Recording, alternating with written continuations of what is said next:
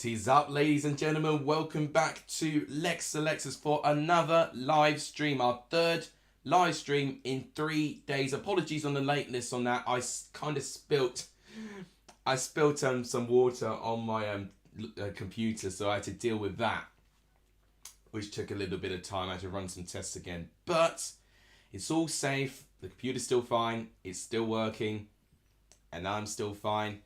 Let's see who's here for the start of this one then. Vinny, welcome. Blue Terrier, welcome. He's predicting 3-3. Charlie, welcome. Honeygun, welcome as well. Shelly, welcome to the stream as well. Take over MK Dons. That's a quite responsibility. That's if you're giving that to me. Cody, yeah, I've not seen you in a while. How are you doing, my man? It's good to see you guys. It's good to see all of you guys. I'm just going to sip my tea bit by bit just because I'm still waking up just a tiny bit. Right, so scorecards ready over there. Oh, like target maybe a little bit high, probably. We reached 50 likes yesterday, so I clearly have not reset it. Let's go back down to earth and say 30. That'll be a decent target, I think. Right, so Sunderland versus Coventry. It'll be game 11 out of 12 in week 1. We've already had 10 games take place this week already. I'm still debating how I'm going to do my review, because now's pretty much going to be the day where I'm either going to record my review or I'll do it as a stream. And I'm really tempted now to do it as a stream. But am I going to do it as a stream and, you know, get away from tradition for what was tradition for reviews was to do it in a video? It'd be a lot less time consuming if I did it as a stream. Going to a pub to watch, couldn't get tickets, Cody. Oh, really? I gotta say, I mean, I was actually surprised that Matt is streaming this. I thought he'd be going to Stadium of Light, although it's not too bad of a journey from Coventry to Sunderland. I mean, to be fair, I actually think Sunderland in general was quite a tricky journey for most clubs, really. But yeah, I've got to say, I was a little bit surprised that he's streaming this. I thought this was going to be my free reign almost to stream this game, but got some healthy competition now, which is always encouraging. You've been to Sunderland twice, says Cody? Yes. Oh, okay. Well, tell me about it, because it's one of those stadiums I do want to go. One of my friends, George, if you know, he was the one who gave me tickets to see the stadium tour. He's actually been to Stadium of Light. He's going through basically ticking through most stadiums these days, and Stadium of Light was one of the latest ones he's been to, and he really enjoyed it. He said it was everything and more than what he expected. Right, Charlie's just asked, tell me how we can support the stream. Okay, well, he's asking me to basically plug the channel, which I will do so right at the start. I've actually not checked if my capture's working, which I really hope it does. I actually need to open my stream in a separate tab just to see how we're doing with likes, comments, and all of that. We're on 12 likes already? Okay, right. So guys, for our like target, could we hit 15 likes in the next 2 minutes? That'd be fantastically appreciative if we can. And if you have not subscribed to the channel already, it is also something that you can do as well to support the channel. Please capture work. Oh dear, come on, please work. There it is. Right, it's working. So, we're on 1,258 subs so far. 2 away from 1,260. So, if we get to 2,000 subs, I've made a promise that I'll shave my beard back to the babyface Alex that you saw in my very first couple of videos. So, that is what's on the line. We're doing all right. We actually gained 8 subs yesterday, so I'm really appreciative of the support from yesterday's stream. But if we carry it on to today, that'd be absolutely amazing if we can. Away fans on top tier, which is a bit annoying because lots of pubs around in a good stadium. I mean, I feel like you kind of need to just to kind of filter through, you know, the amount of people you see there. Rexy says Rexy says that they can't wait. Yeah, I can't wait either. I'm really excited for this game, actually. I said this, I actually think yesterday in my stream, I think out of all the games I thought I was going to be most excited was going to be Watford and Sheffield United. But now I've changed my mind, and I think this is the game that I'm most excited about. It's the game I'm most intrigued about, if that makes sense. Got my headset back again as well, listening to the commentary. However, I do have to listen out because apparently there's an Amazon delivery going through to my house and around this time. So there could be a brief time where I would have to run away from the stream and get a delivery, but it's just part of me having a responsibility of living alone, unfortunately for myself. Right. Is there anything that you guys want me to cover? Anything that you guys are intrigued to know about? Because right now's the perfect time to do it. We have just got over 15 minutes for kickoff. I guess what we can do is check the starting 11s because they have been released. I know that because Sky is showing me Sunderland's right now and it's looking interesting. But let's just show you guys on SofaScore. I think that'll be the best place to go. Oh, excuse me, I got indigestion. Okay, interesting. So here are the starting 11s, ladies and gentlemen. I'm going to move my camera here just so you can see them. Let's look at Sunderland's first. Look at that. Their average age going down to 25. And I've got to say, they're reviewing back the Sunderland 4, Coventry 5 moment. Matt's favourite game that I think he's ever seen in recent history there. That was a really good moment, actually. I think that was Connor Chaplin who actually scored that winning goal there. So that was very nostalgic. For Sunderland, they've got Patterson in goal. They have got a back four, by the look of it, by Cherkin, Bat, Ballard and Lyndon Gooch. All four did make an appearance in the playoff semi-finals and finals. Daniel Neal is someone I didn't see a lot of. Corey Evans was one that was heavily featured last year for Sunderland. You may know him for Blackburn. He had, I think, over 200 appearances for Blackburn as well. So he's now, I believe, 30-odd. I don't know the exact age he is. He is 32. Okay, same age as Timu Pukin, which I discovered yesterday. So yeah, he'll be playing in the captain and that midfield position. Jack Clark is one of their newer signings, which I'm really excited for.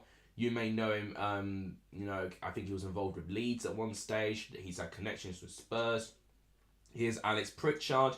He's played in the Championship with Norwich and Huddersfield, and now he's a Sunderland player there. Elliot Embleton is always a very, very interesting one there. So Embleton played a really big part, actually, apparently in their pre-season, actually. And then Ross Stewart, who was their top goal scorer last season. He, without a doubt, will have a very, very interesting reputation and expectation to the season. To Coventry's team, they've got Simon Moore in goal, Dominic Hyam, Carl McFadden is the captain, Jonathan Panzo, new signing, and he is in my fantasy team as well, so I'm a bit pleased that he's starting there. Here's Josh Eccles, I believe, yeah, Josh Eccles. Jamie Allen, it's not Joe Allen, it's Jamie Allen, that's right. Ben Sheaf, Gustavo Hamo, Jake Bidwell, that's right, I forgot they got Jake Bidwell. There's Matt Godden there, playing a little bit of a cam position, I guess, and then Victor Gyökeres right up front. They've got a decent team, both Sunderland and Coventry. Let's see if I've missed any comments. We're on our way to the Premier League, says Rexy. Well, we'll see if we can actually get any sort of indication of that from this game. The UK Pat, welcome to the stream. 3-1 Coventry is your prediction. Yeah, you know what, guys? I actually might do a poll. Thank you for actually getting a memory, I guess. Okay, thank you for reminding me about that. So, let's do a poll. What will happen in this game? Let's do this poll. Sunderland win, draw, and Coventry win. I would go for a draw personally. But I have to say, I think it's a very equal game. And guys, thank you for liking the stream. We've made it to 15 likes. Thank you guys so much. Let's go for 20 likes before kickoff, which is 5 likes in 13 minutes. So guys, if you've not liked the stream, please do so. It really does help the growth of this channel. It really, really does. So as you can see, the latest poll has got 3 options. What will happen in this game? A Sunderland win, a draw, or a Coventry win. 4 of you voted already. Thank you guys so much for supporting the channel. It really, really does help. Charlie Brown said, did you see on the top of Ben's Gaffer League? I did notice that, actually. But what I can do, actually, if anyone is intrigued, I won't show everyone Ben's league, because, you've got to be a patron to see access of his league. But I'll show you the current standings of my league, at least. my Lex Alexa's Football Prediction League. Now, I've not done a really good job so far, but a lot of the players I have got in are playing either today or tomorrow. Oh, it looks like they're doing a preview on Sunderland there. So I'll show you how the gaffer's looking so far. And I might zoom in just so you can see it a little bit better. So the current leader is Ian Watt, who wasn't there last season. And he's put one of his boosts. Ah, okay, that explains it. He's put one of his boosts already. He's got Simon Moore in goal. Darling, Aarons, Roberts. Oh, I tell you what, Connor Roberts is a good shout. Twine, Patterson, Swift. I really was upset that I didn't include John Swift, following that he scored yesterday. Pookie, Captain, Piero, and Vyman. Vyman's always a really good one too, actually. I definitely think I'm going to make some changes to my team. Another boost, away day as well for Scott R. They've got Vyman there. Okay, Dieng's over there, but maybe more if he gets more points. They'll keep him there. Darling with 20. He scored a goal, of course, didn't he? There's Roberts as well. Wow, that's a good amount of points there. I'm just trying to see if I can find any of you guys. There's Josh Jones, who's a frequent viewer of the channel. He's also put his away day one. Come Twine with me. That is a really good one. I love that title, actually. Cresswell getting 2 goals as well. What a bargain that was. And he's not... whoever's put that is Geza. He's not put... Or Geza?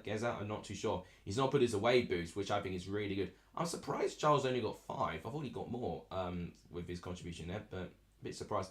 Oh, DeWeek getting 5 as well. Tortoise and O'Hare, another fantastic one as well. I tell you what, guys, I always get very, very... the thing that makes me happy the most is actually seeing the names that you guys name your teams. There's O'Hare, so he has to include O'Hare with Tortoise and O'Hare. Has to include him all the time there. Okay, so I'm not in the first page. Where I'm not even there. Great. Where am I? Oh no. I've not done well. Oh, there I am, right there. Number 23rd. So I've got 38 points. Right, Panzo's playing today. Fotheringham will be playing tomorrow. Darling with 10. Jones with 12. Aarons with 4. Crook's only got 2. Might have to think about changing that. Cornick with only 1 there. Gyökeres, you really got to help me here. You really do. Cleverly, if he plays, he can replace Cornet. I don't know why I thought Cornet would still be playing. God, Ruddy was 7 points though. So, I don't know. I think they do naturally change by default there. But that is what is going on. Not doing so well so far, but it's not been an awful predicament there. Rexy says O'Hare is sexy. Interesting. Rexy says I'm going to go crazy if we lose. Why is everyone using boost so early? I used the boost quite early, but I'm trying to save him because they reset after every 15 game weeks.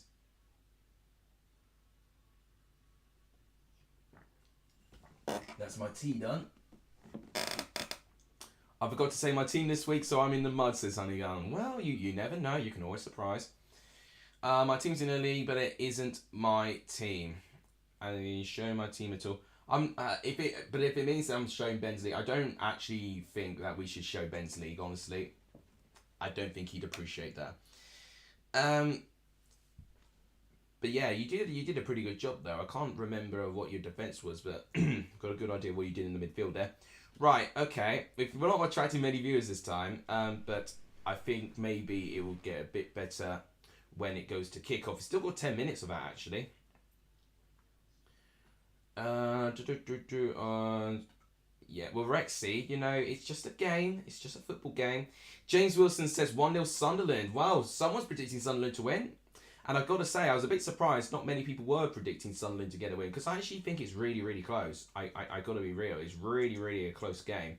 And I can't separate them. I've gone for a draw. I can't edge any of them, really. So I wouldn't be surprised if it ends that way. So current results in the poll, 25% each on basically one of the teams winning, and 50% say draw at the moment. So 8 of us have voted so far. If you've not voted on the poll, please do feel free to vote on the poll. It's absolutely fine. Right, they're showing the goals yesterday. This Lewis Travis goal was insane. Absolutely ridiculous. that Lewis Travis whipped that out of nothing. It was ridiculous. I think I've seen all the goals. In fact, I think I've even seen John Swift's goal as well. Yeah, I think I've seen every single goal this weekend. But I do need to watch the highlights for the 0-0 one. So Luton, Birmingham and Wigan and Preston I need to see. But pretty much, I'm caught up for most of the games. So I could basically do a review right now if I wanted. But I'm still debating how I'm going to do this. Looks like Sunderland fans are travelling in heavy numbers there. No surprise. It is looking very packed indeed. 7 minutes to the first half. So after this advert break, we're going to see the players lining up and we're going to start doing the countdown to kickoff. Why does Catcher never want to work with me? So just in case any of you has not turned up to the stream early, this is what the teams are looking like. Patterson in goal. He was very, very reliable for them. Churkin, Bat, Ballard and Gooch. 3 of them were featured in the back for Sunderland in their playoff campaign. Danny Ballard, a new signing that they got basically from Arsenal, but he was featured at Millwall last season and had a pretty good job there. Daniel Neal is one as well with Corey Evans, who he is 32 years of age, played 200 plus games for Blackburn Rovers, but he is going to be captain of this team here. They're interviewing some Sunderland fans, and I've got to say, not one of them has pulled a frown. They're all really, really excited, and I've got to say, it goes to show how grateful they are now. You know, they've been put through hell, and now they've got a chance to potentially have a light at the end of this really dark, looming tunnel. Jack Clark in the left-hand side, who was featured in Leeds and had connections with Spurs. Pritchard has played in the Championship with Norwich and also recently with Huddersfield. Elliot Embledon, I think, is going to be a very interesting player. I think he could be really good at this level. And then Ross Stewart, their top goal scorer, I do think he'll also be a really good impact too. Coventry's team looks like this with Simon Moore, Hyam, McFadden and Panzo. So nearly an identical back line to last year, is with the exception of Panzo, who's a brand new signing, who's in my fantasy team, so I hope he does well. Eccles in the right with Jamie Allen, Ben Sheaf, Gustavo Hamer, and Jake Bidwell. Most recently played in the Championship with Swansea. There's Matt Godden, who had a pretty alright season, despite getting injured for quite a bit of it. And Victor Gyökeres, who was Coventry's top goal scorer last year. He'll definitely be used to get the goals. Now, I've not actually looked at the benches of both teams, actually. There's Sunderland's new signing, Alex Bass, the goalkeeper from Portsmouth, on the bench, with Bailey Wright, Alesse, so he's the new signing from West Ham. Patrick Roberts on the bench, Luke O'Nien, Hume and Ellis Sims, who they got very, very recently, actually. So a couple of their signings are on the bench there. With Coventry, they got Wilson, Michael Rose, Callum Doyle. That's one of their new signings that they got, I believe, from Manchester City. For Cat to be Dabo there, with Casey Palmer, another new signing, Fabio Tavares. And there's Tyler Walker, who's not featured a lot for Coventry, last year, but he has been one who's been for the club for quite a good number of seasons now. So those are the teams and the benches. So I am just going to quickly read comments because I can't actually read the comments with my poll in the way. Can I just click that? There we go. Lewis Travis' goal against QPR, I would say, was just as sexy as all the Coventry players combined, says Rexy. What a comment. I didn't see the Norwich match, but how did Norwich lose? They lost because Sawyer's actually had a really good goal. His goal was just outside of the box. It took a bit of a deflection, but that deflection took it past Tim Krul. And in short, Norwich just going forward did not look great at all. Like, even when I looked at the highlights, it didn't seem that Cardiff were in any danger and that Allsop was in any danger to conceding any goals. So I do think part of it was just lacking control. They would have a lot of the ball, but I think they had one good moment, Norwich, in the first half for chances. Well, I think they should have taken it. I can't remember if they hit the woodwork. I think I may be thinking of QPR instead of them. But they had one great moment, and then what I was really surprised with is that when Cardiff went down to 10 men, they didn't use that time to potentially put Cardiff under the cosh and under the pressure. And when they started to do that, Grant Harney got sent off as well. So it was just a game that really slipped into Norwich's way. Not to Norwich's way at all, sadly for them. So, I mean, it's just down to Cardiff being clinical and being able to defend very, very well. And I got to say, I think Jamilu Collins has been really good, actually. I was really surprised. He was the most surprising player that put in a really good performance there. Anyone seen Hull's penalty yesterday? Tete milked it quite a bit. I need to look at it back. I think it was Naismith who conceded the foul, and he definitely extended his leg, but I don't know about the amount of contact they had. So that I need to look back, Honeygun, to decide whether it's a penalty or not. I can understand what you mean, but I definitely, if I remember looking at it back, it was definitely a very outstretched leg by Naismith, which is always risking itself to do that in the box. But I definitely need to look back to see if the contact warrants the foul that, you know, he supposedly created, basically. Rex is saying the big Swede there for Gyökeres. Right, the players are lining up and they're walking onto the pitch. Fantastic. Corey Evans is leading Sunderland and Carl McFadden is leading Coventry, and he looks right up for it. He's very much doing these sorts of exercises, really, just to command himself.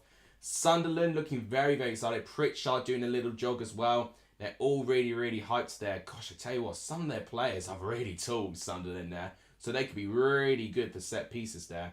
Pritchard, on the other hand, looks around my height. So, yeah, they come from all shapes and sizes, the football player there. For the final time, let's actually show you the teams, just in case that we need to familiarise ourselves, because Sky is showing the teams right now, and I feel like I have a responsibility to show you the teams too, if you're not watching it on Sky. So, Patterson in goal, Churkin, Bat, Ballard, Gooch, Ballard a new signing, but those three other four are familiar Sunderland players. Daniel Neal and Corey Evans. Corey Evans, the captain, with Jack Clark, new signing, Alex Pritchard in that midfield, Elliot Embledon, and then Ross Stewart. So two new signings, I believe, are in that Sunderland starting 11. With Coventry, you've got Simon Moore, you've got Dominic Hyde, Carl McFadden and Jonathan Panzo, brand new signing on loan from Nottingham Forest. Josh Eccles, another new signing there with Allen, Sheaf, Hamer and Bidwell, Matt Gordon and Gyökeres. So likewise with Sunderland, two new signings starting for Coventry. For the bench, you've got new signing for Sunderland, Alex Bass in the bench. You've got Bailey Wright, Alesse is another new signing. Patrick Roberts was one that they got on loan, I think, in the second half of last season, but they signed permanently in this transfer window. Luke O'Nien, Tri-Hume, and Ellis Sims, another new signing there, so at least three new signings there. For Coventry, you've got Ben Wilson, Michael Rose, Callum Doyle, new signing, Fakati Dabo, Casey Palmer, brand new signing, Fabio Torres, and Tyler Walker. They're just going on Elliot Embledon, 8 goals in 38 League One appearances. You could argue maybe in his position he should get better stats than that, but I do think the movement he has and commands, I think, is really, really good. I just need to get the timer ready because I've just noticed it's gone past 12 and we've not kicked off yet, so need to make sure we get that sorted. Gyökeres has had 17 goals and 5 assists in the Championship last year, so that's 22 goal contributions, and I don't believe he's started every game either, so that is really good. That is pretty much a goal contribution one every 2 games, which is fantastic statistics, really. Could even be less than that if he hadn't played 44 games either. Right, it looks like it's going to be Sunderland that kick things off there. Coventry players taking the knees, Sunderland standing up. And I think it'll be Pritchard who kicks off for us here. It's really loud in Black Cats there. Here we go. Sunderland have kicked off their return to the Championship. Right, the timer's not there. There we go. If I can just fix that. There we go. So, this is the return of Sunderland in the Championship. They've got 46 games to prove their worth and to see if they can start climbing back to the Premier League where they want to be. Coventry will be wanting to try and build on from last year and wanting to try and get into the top 6 at a minimum. That's probably still high expectations for Coventry normally, but following how well they played last season with pretty much all of their players staying on, can they go again and do more of the same? It's Sunderland on the ball right now, but a bit of a heavy touch by Evans and the ball's given away. Now this is the first time I've seen Coventry on the ball. Here's Jonathan Panzo who gives it to Simon Moore. playing out from the back, which is always quite risky to do, especially with Pritchard and Embleton pressing you like crazy. Here's Jonathan Bensound booting the ball away. Doesn't get very far though. Headed away by Jake Bidwell, and it's a Sunderland throw-in. Right, I'm actually going to end the poll because I'm sick and tired of not being able to see my comments through Streamlabs. So, very interesting. It was a draw, but the end poll has actually put down, as most people have voted, as a Sunderland win. That's very interesting. It's Gustavo Hamer, good tackle there by Evans. Right, that's going to be a very interesting battle as well. I think Hamer and Neil and Evans are going to have a really interesting battle with that. So, let's just actually go back to the relevant things. Someone's just subscribed. Thank you to whoever's just subscribed. We're on 1,259. We're one sub away from 1,260. Guys, you guys have absolutely smashed it today. Thank you guys so much for supporting this stream.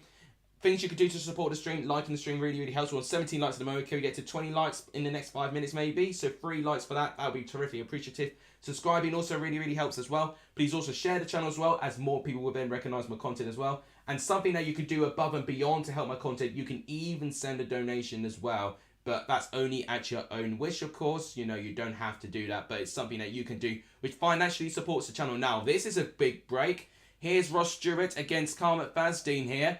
Ross Stewart with the shot straight at Simon Moore. First shot goes to Sunderland there. And I tell you what, they've looked very positive, Sunderland, so far. And Coventry's defence has got to be really, really focused. Hyam and McFadden looked quite nervy trying to press Ross Stewart.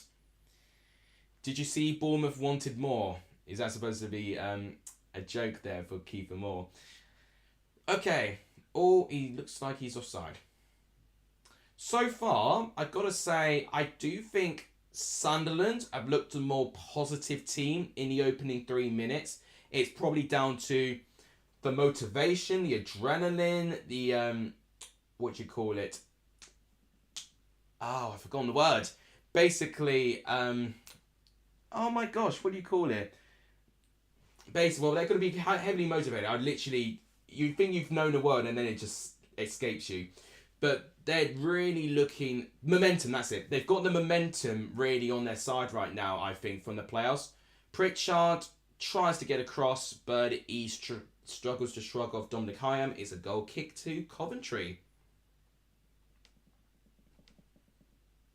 Oh, Simon Moore. I thought you meant Kiefer Moore. I didn't actually know that. That surprises me if they want Simon Moore, to be honest. I think Travers has done a decent enough job to warrant him being the number one keeper, to be honest. Jonathan Panzo tries to pass it to Bidwell, but it's brilliant work off the ball by Lyndon Gooch there. I'm going to start remembering these shirt numbers. Eventually, I'm not going to need to listen to the commentary to get the shirt numbers right. Here's Panzo. Back to Simon Moore. Here's Carl McFadden, number 5. I'm hoping I'm not getting them... Carl McFadden is number 5. Right. He's going to pass it back to Jonathan Panzo right now. It's interesting that they've gone for a back 3, Coventry, actually, and Sloan going for a back 4. So 2 entirely different systems going up against each other here. You would argue maybe for wing-backs, they're going to use Bidwell for the left and then Josh Eccles for the right. That means Josh Eccles, the brand new signing, that's got a really important job on his hand, really. You know, wing-backs, I think, sometimes get overlooked, but they've got a very important role. Now, Sunderland do have a throw-in. It's been a little bit stop-start. I do think Sunderland look a bit more positive than what Coventry do right now. But it's not saying that Coventry have been bad at all. We're still waiting for any team to really break. Although, this is good by Panzo. Here's Gustavo Hamer. That's a great ball to find Matty Godden there. Tries to find Bidwell. He does. Here's Godden. Going to pass it to Gustavo Hamer. Now he's got some people to go up against. Pritchard. He gets past him. Here's Ben Sheaf, number 14, who had a great season last time. Got the most tackles, I think, in the championship as well. Jack says currently shopping. Not bad. So you're listening to this stream whilst you're shopping. That's not the worst thing in the world. What's my opinion losing 3-2 yesterday? I'm not surprised. Our record against Northampton is terrible. So it's just heartbreaking the way we did lose it because we did play well. But unfortunately, our defence consisting of chocolate statues again. Right, Sunderland have got a throw in, 5 minutes in. That period there just now was Coventry's most positive play. But what it looks like right now is that Sunderland are showing no fear. They're standing off Coventry very well, actually. And defensively, they're looking rather organised. But Gustavo Hamer is doing very, very well right now. I've really been impressed with what he's done so far.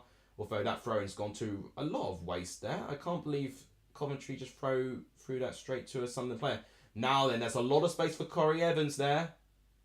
He's got a lot of options. Is that Scooch? Sorry, not Corey Evans. Right, down to the left. Here's Jack Clark. Breaking away from pace. Good block by Dominic Hyam. Ethan, welcome back to the streams. Well, Ethan, welcome back to Lexa Lexers. It's good to see you again. Right, now back here. So here's Jack Clark, he's looking pretty positive here, I've got to say. But Dominic Hyam has done a really good job stifling him out. They booted the ball away. Oh, okay. Sunderland got to be a bit careful there. Gordon nearly won it back and he could have slipped Gyökeres through, but it's good recovery by the Sunderland midfield there. Right, this is one of the first times that Patterson's actually touched the ball in this match so far. Am I excited for the Premiership to return? Well, I'm just happy for football to be back. But yeah, of course I will be happy for the Premiership to return as well. Whilst I might not be too hyped of what Chelsea are going to be doing, I'm just really intrigued to see how the season's going to go. Right, so Sunderland now just kind of passing out from the back. Okay, probably small miscommunication between Ballard and Patterson there, but they've recovered. Patterson's going to literally do a ground pass. Ooh, risky stuff. Right, Gooch is just giving the ball straight to Hamer there. And then potentially Sheaf keeping the ball in play. And he does keep the ball in play, but it's well recovered there. Oh, I tell you what, I think they're really equally matched. Right, the ball's still there. Pritchard. Oh, now that could be a foul on Panzo. Nothing given. Wow, no foul given there. Embleton was claiming for a foul. I think, is that Darren Bond who's the referee? No, it can't be Darren Bond. Who's the referee for this game? I think they're saying that he fell over there. It is Darren Bond. I thought I recognised that grey hair. They wanted a foul, Sunderland, but nothing was given. I think it was, yeah, now that I think about it, I think it was not warranted with a foul. I think it was the situation because it was quite a good ball by Pritchard, which, had he kept his balance, it would have been a really good bit of play from him there. And no fouls given now. I tell you what, Darren Bond is letting a lot go through right now. There's Corey Evans, right. I just need to familiarise with a couple of numbers. So there's a couple of people in Sunderland I've not seen, like Daniel Neal, for instance, I'm not seeing. Corey Evans is number 4. Right, okay, got the numbers. And long ball, and it's just collected by Simon Moore. And Gucci's number 11, right, yeah, I can remember that. Right, nice, got the names. Okay, oh, here's Eccles. Now then, here's Jamie Allen. Oh, that's interesting, he's up against Neil. He does quite well there. Did I see the Wednesday Pompey score? Well, yeah, I streamed the 3 p.m. kickoffs yesterday, and I was really, really hyped about that whole entire game. It was really much a roller coaster game. If you saw one, oh, that was a good bit of play by Sunderland there. But once again, it's almost like they're getting a bit too excited and carried away a little bit.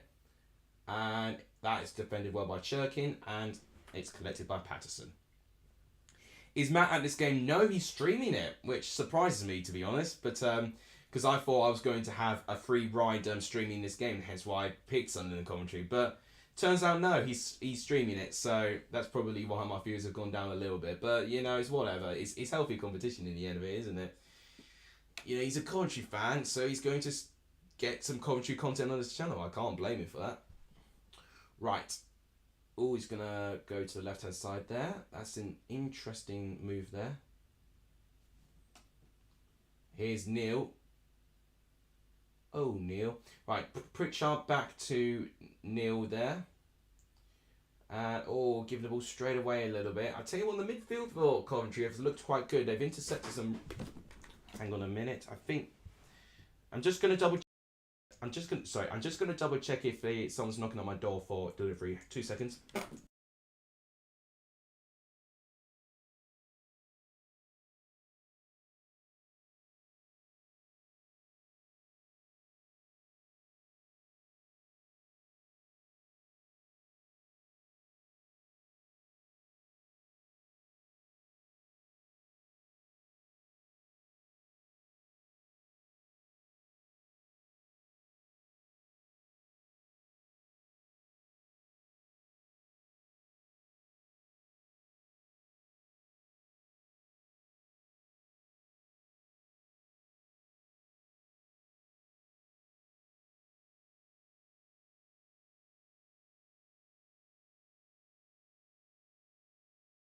So it was the Amazon delivery, but they posted it through the letterbox. I'm like, all right.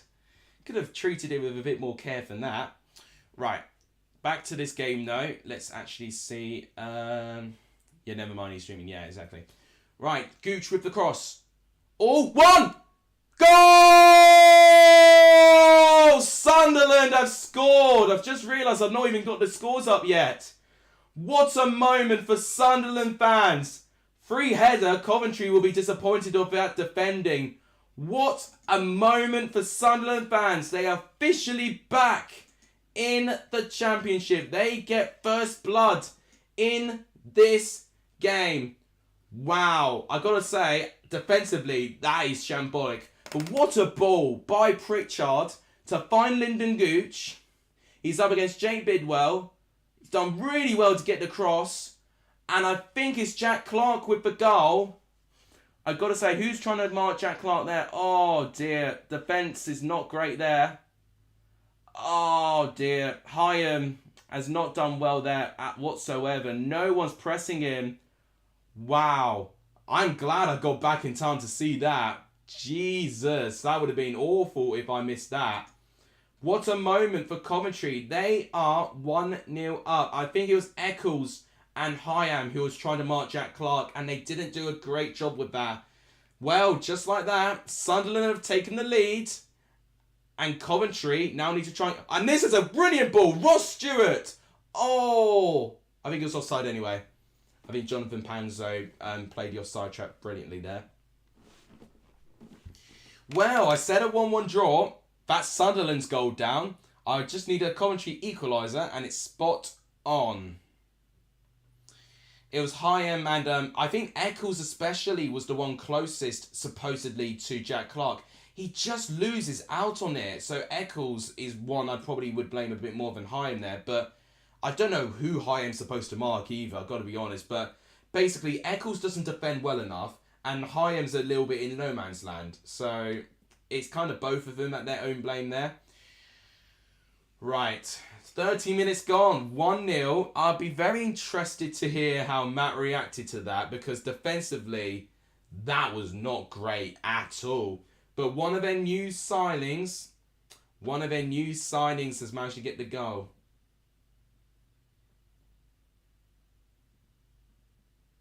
Right, hang on a minute, I'm just responding to a text about the Amazon delivery. Right. Okay. Alex, I think Ogbene will be the best performing striker out of the newly promoted sides. Now, I'll tell you what, that's a very interesting take, Charlie. Scored a goal yesterday, of course, for Rotherham against Swansea.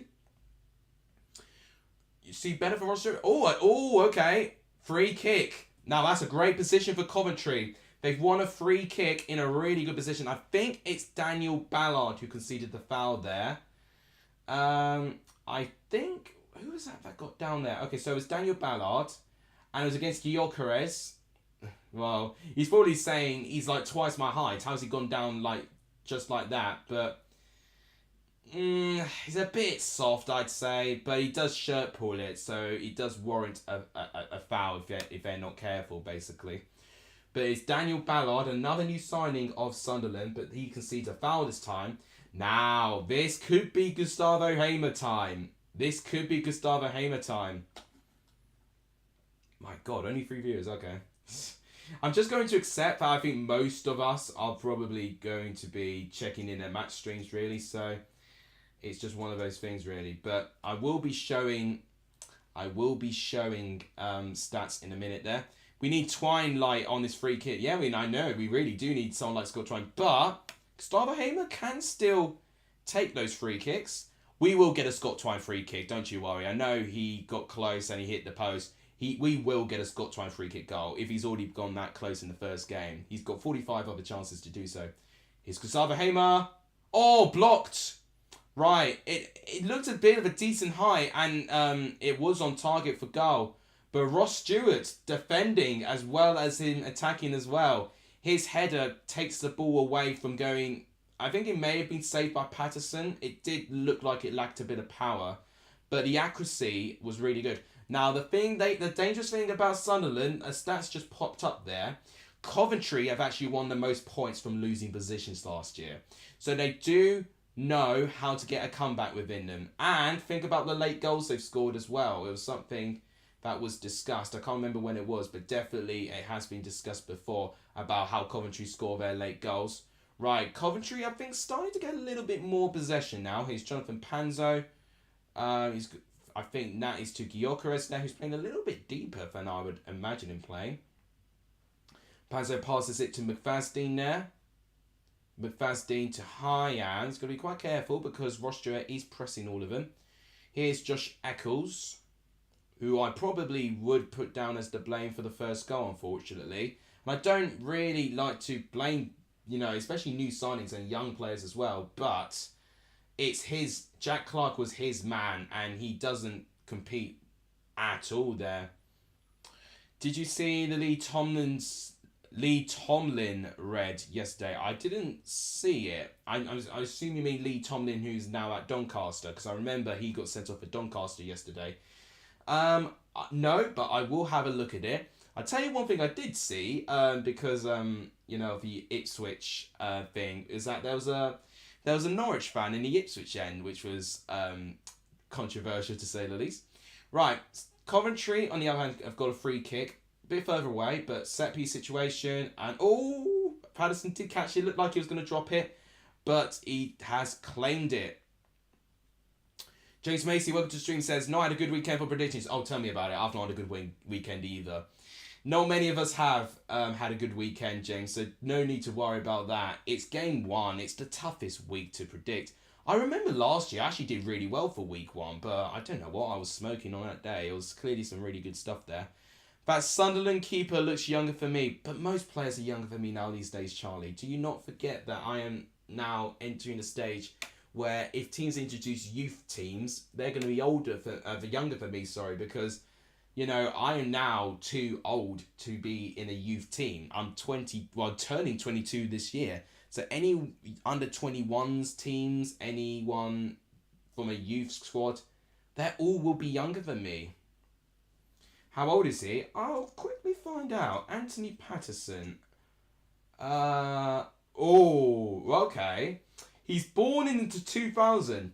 But he is older than me by 3 months. 22nd of May he was born in the 2000s there. So he was born the same year. Right, we've got the first yellow card of the match. And Matt did say Gustavo Hamer does get an odd yellow card. And that is his first yellow card already coming into the 19th minute even. So what happened here? So it's just... Why does he do that? There's absolutely no need for Gustavo Hamer to even concede that foul. I think it was... who was it that got the ball? I think it was Embleton who ran with the ball. And there's no need for Hamer to do that. Must be my face. Oh, thanks for that. Oh, that's a gorgeous ball, but not enough of a connection from Ross Stewart. And it's an easy save for Simon Moore. Wow, that is a brilliant ball. I think it was by Ballard, actually, who did that ball. That was an incredible ball. Free kick given for Coventry's way now. Darren Bond's now starting to give more fouls away now. Patterson has a baby face. Well, it's one of the others. I've got an old face, or Patterson's got a baby face. Maybe both. I don't know. Hamer to Dominic Hyam now. Coventry, as I said, now having a bit more of the ball, but it doesn't mean that they're creating anything. I'm going to show the stats now since it's 20 minutes gone, because Coventry have not had a shot at all, really. Maybe apart from the free kick, but a shot on goal, nah. So do you see this here? I might need to move my face over there so you can see the stats. As you can see, the attack momentum, more Sunderland. Coventry having tiny spells. As I said, they're having more of the ball, so that's why they've got this tiny spike of possession and momentum now. Gustavo Hamer picking up the only yellow card 20 minutes in. Jack Clark goal with Lyndon Gooch assist. One end to the other, but really poor defending, especially by Josh Eccles and Dominic Hyam in that side. 55% possession for Coventry. 2 shots to 1 in favour of Sunderland. 2 shots on target to 0 there. 0 shots on target each with only 1 blocked shot in this game. 1 offside there, 2 fouls each, 1 yellow card there. Yeah, 1 big chance that Sunderland had, and they took it, obviously. 1 counter-attack as well, which has been very interesting to see Sunderland play on the counter-attack, honestly. 116 passes there, 3 tackles to 2. So, despite Coventry having more of the ball, they've not really done well with the tackles and interceptions. Sunderland have defended very, very well. And as you can see, Sunderland, this is no joke, you're currently 4th place in the table. And I tell you what, if you score 2 more goals, you'll be top of the table. How about that, Sunderland fans? Rexy says, come on, Hamer. I don't know if that's encouragement or him stating him for getting the yellow card. Now, this is a good moment there. Could be a good counter-attack there. I think he's onside, Pritchard there. He is onside. Cross comes in. Goal! Oh, I thought that was going to be a goal. Again, who's marking Jack Clark? He's got the whole freedom of that penalty box. Oh my gosh. Wow. It looked a really strong shot to me. If it wasn't straight at Moore, I think that would be another goal. Moore has to react there, deals with it well. I need to see the cross again. I don't know if it's one ball that he can collect. I tell you what, Corey Evans has done really well there. He's really dictated things. Now here's Pritchard. Now Moore doesn't get there, but who's actually defending Clark? Oh my days, Eccles, that's too late. And I don't know what their backline's doing there. Jack Clark's been given the whole freedom there. Defending all over the place. You can't stop Jack Clark, as a footballer. You would say that, definitely being a Leeds fan there. He was a Leeds player once upon a time. Right, here they go again, Sunderland. Here, I think, is Embleton. Great tackle by Panzo there. I'll give him credit there. That's a great tackle by Panzo. Got a couple of boos as well with that as well. So, you know, it didn't make the crowd very happy there. But it is a throw-in now. Lyndon Gooch, who's going to be taking the throw-in for Sunderland. I tell you what, if any team looks more likely to score, it's Sunderland again. Back to Panzo. Not Panzo, the Pritchard there. Right, here comes Pritchard. Oh, he does well to get past Hamer. Goes into the box still. They're claiming handball. I don't know why. All right, cross comes in. Another header. Jack Clark wins a header. And it's a goal kick. Finally, Jack Clark being oppressed a little bit. They are against, you know, what should be a really good Coventry team. But at the back, I'm not too sure about that. But I tell you what, Pritchard does very well. That's the handball that they're on about. It's outside the box anyway, so I don't know why they claimed for anything there. Thank you guys for supporting the stream, by the way. We're on 19 likes, guys. Only one more like away from 20 likes. Even if just one of you likes, that would be absolutely amazing. If you can like the stream, it would really, really help. Matt's got 200 plus viewers. Fair play to the lad. He's done very well. So, guys, please like the stream if you've not done so. And, guys, we are 1 subscriber away from 1,260 subs. That will also be a really, really big achievement as well for this channel as well. So 1 like and 1 subscription will be absolutely incredible if, you know, you can do that. Oh, I tell you what, Sunderland look dangerous on crosses. They really do look dangerous on crosses. And Coventry don't look like that they defend crosses very, very well. It could be something that Alex Neil has thought tactically. And I think it's tactically working so far. My team with Panzo already suffering conceding the first half. It's so unfair, though. It's not his fault that they conceded. Oh, here's Gyökeres, though. Gyökeres is in my team, and it's high and wide. Looking very frustrated, Victor Gyökeres, right now. It was literally... Oh, well, I tell you what, that's a gorgeous ball by Jake Bidwell. And, yeah, it's very disappointing, unfortunately. No one is there. Danny Batt does all right, actually, to make it difficult for him there. But Gyökeres really should hit the target from there.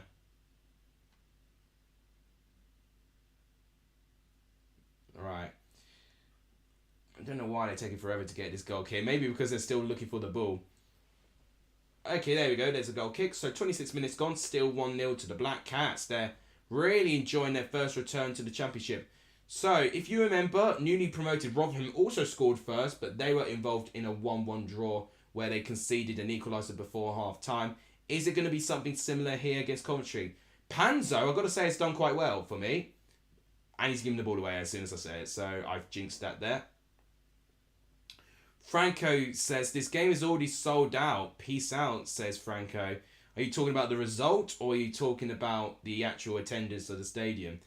I mean, right now, it's never game over when it's 1-0. It's never, ever game over unless, the opposing team decides not to even perform. Coventry will still perform and they'll still have chances. It's never over yet, especially to the fact that we've got just under 17 minutes left. We've got a whole hour and 3 minutes plus stoppage time to get another goal. Coventry weak on crosses. Yeah, pretty much what I said. Yeah, right now it's looking like they're looking pretty vulnerable with crosses. Now, the thing is with Coventry, and I think it's something that Matt and Benjamin Bloom talked about, Coventry have won all their pre-season games, but when you win your pre-season games, you typically don't match that form with league games. Right, it looks like Daniel Ballard is looking like that he will get booked if he fouls again. So, yeah, so it was something that Matt said that normally they have a bad preseason and then that means they have a good season. Now they've had a good preseason, it's clearly shown into a little bit of an effect there as well. They've had a flawless record there. Cool, I tell you what, yeah, Ballard definitely pulling Gilchrist's shirt there. Does Chelmsford start next Saturday, says Charlie. I can check now. I did look into it there, so I'll go to National League South because the fixtures were announced, I believe, quite recently. I just need to familiarise myself with it because it's been quite a while since I looked at them. Right, here's Kasava Hamer. Great ball going in, headed away. Good defending. So, if I can look at matches, there we go. That's what I want to see. We are playing St Albans first. Oh, yeah, that's right. And it is actually at Melbourne Stadium, and we're playing August the 6th. So yeah, next week as well, alongside with the Premier League. So pretty much from next Saturday, all football returns, which is very exciting. We've been very spoiled that the EFL starts a week beforehand there. What's this strand of hair doing? And by the way, guys, actually, what I'm thinking about, I want to see, if I get more viewers in, I'm going to do a poll, but I'm deeply considering streaming the women's finals, the England versus Germany Euros finals. Is that something you guys might want to see, the Euros finals?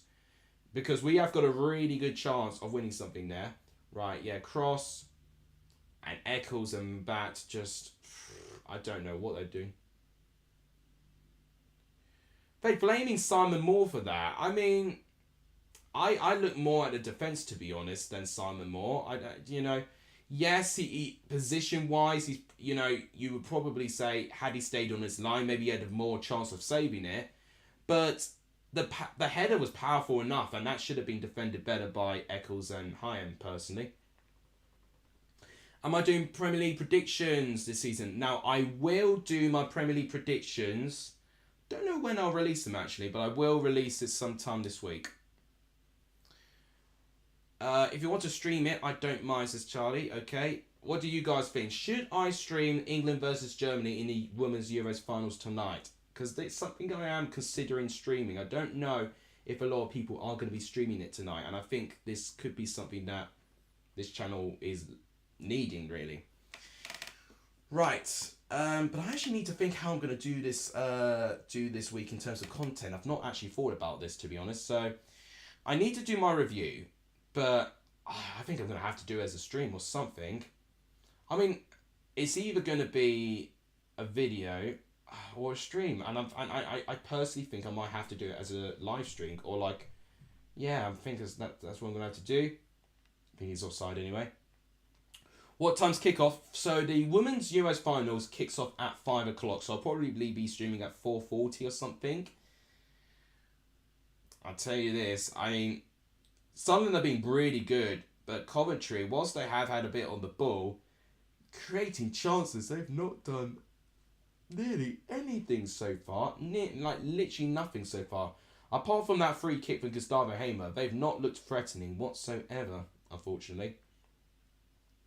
Here's Panzo, going to give it straight to Calvert Van Steen, then to Dominic Hyam. And then just passing it out from the back there, back to Panzo. A little bit sideways football for Coventry there. I mean, because Sunderland are pressing very well. And I almost think, well, I feel like Coventry should never underestimate Sunderland. I don't think any team should underestimate Sunderland, really. But it does get that feeling where I do think the intensity has dropped a little bit to what I think they could do. Now, that's a gorgeous ball to find Jake Beardwell. Oh, it looks like he was going for a cross shot. I think Patterson did get a small touch to this, but it is still alive. It could be a small chance still for... What was that? Oh, my gosh. That was literally the best moment they've had, and it was such a waste as well. I think it was Allen or Eccles that just had a really good moment there to give the ball straight to Gyökeres, and they just gave the ball away. Obafemi missed a 1-yard tapping yesterday. Did he really? I mean, I'll look at the highlights in more detail because I've seen the goals. In fact, I've not seen Rotherham and Swansea's goals. I only just realised they've not actually shown me those goals, so... That's a game I will watch before I do my review. Here's Sheaf. Oh. Coventry looking a little bit more positive going forward. It was Jake Bidwell that actually really started running with that. And I tell you what, that was a gorgeous, gorgeous, gorgeous ball by Ben Sheaf actually. Oh, it wasn't a save. It looked like a cross shot, but it was a little bit wide, and then the ball was just given away after that. If you go to ITV Hub before the review video, you can see all the highlights of all the games. Are you telling me all of Sky's games are showing that? I mean, I look at the highlights view via Sky, actually. That's how I see them. So a little bit of insight. So the way I see the highlights is actually through Sky. I mean, because I've got a Sky box, I can find those things very accessible. Right, here's Panzo. Straight to Danny Ballard there, which Panzo, I'm struggling to summarise his game so far. Defensively, I think he's been all right. I definitely think he's the best one out of their back line. But in terms of his forward play, I think he has not been very good. I've got to be honest. They show it at 9 p.m. Well, yeah. Oh, it's Saturday 9 p.m. Okay, well, I actually did not know ITV did that. You learn something new every day, I guess. Okay, we're at 34 minutes, 35 minutes still nearly on the clock. So nearly 10 minutes before half time. Coventry now looking like that they're going to have a lot more possession now. But that's all Calvert Van Steen does recover that. He had a poor touch there. I tell you what, Sunderland's press has been very effective. It's been very, very effective. Here's the ball to Jonathan Panzo. Wow, excuse me, sorry for indigestion there. Hamer to Calvert Van Steen, back to Jonathan Panzo. It's looking quite sideways now. I'm even more intrigued to know how Matt's thinking about this performance so far. Because even like creating chances, they've not done anything. They've really not done anything. Patterson could have literally gone on holiday in this first half. He's not been needed whatsoever. Even that cross shot from Bidwell, he was not called upon.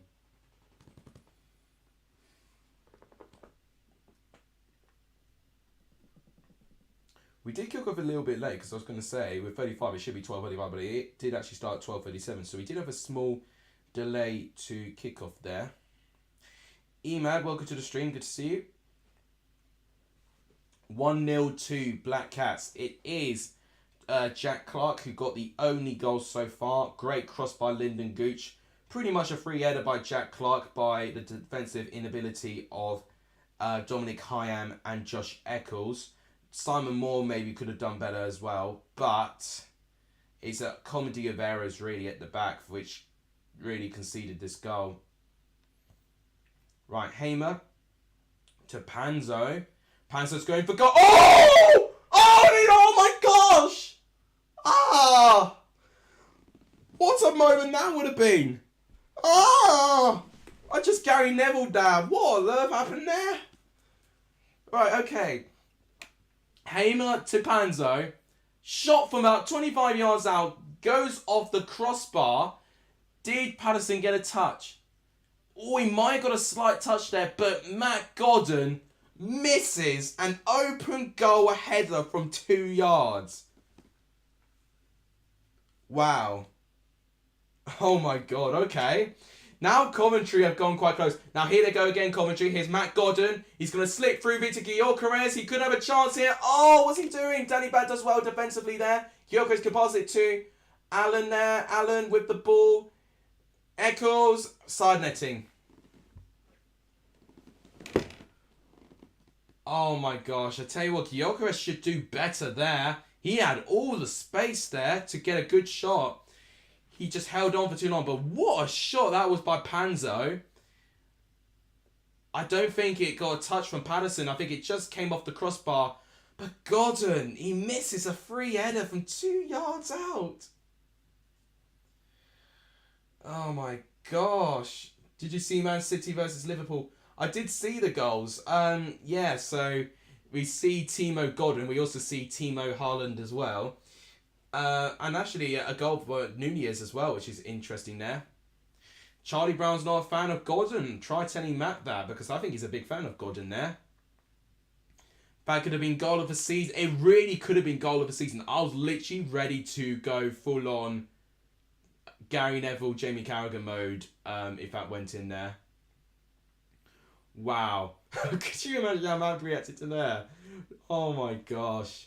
This is from a neutral fan with the reaction. He probably screamed the place down thinking that was a goal. Oh, what could have been an amazing goal just before half time. Harry Darling's peach yesterday was something else. Did I see Harry Darling's goal? I must have seen it. Don't know if I did. I can't remember now. Here's Gyökeres, who I think has been a bit... I don't think he's been really good, Gyökeres, at the start. Got right line. Now here's the counter-attack. Sunderland playing on the break right now. He can give it to Ross Stewart. No, he's going to go wide for Jack Clark. Jack Clark with the cross. Claiming for handball. Nothing given against them there. The crowd are going crazy there, but definitely a very harsh penalty decision if it was given there. Wow. Now here is Panzo, who's really made things interesting now. Oh my god, but I'll tell you one thing that Panzo needs to work on is his passing. He can't pass a ball, Panzo. Really needs to work on that, in my opinion.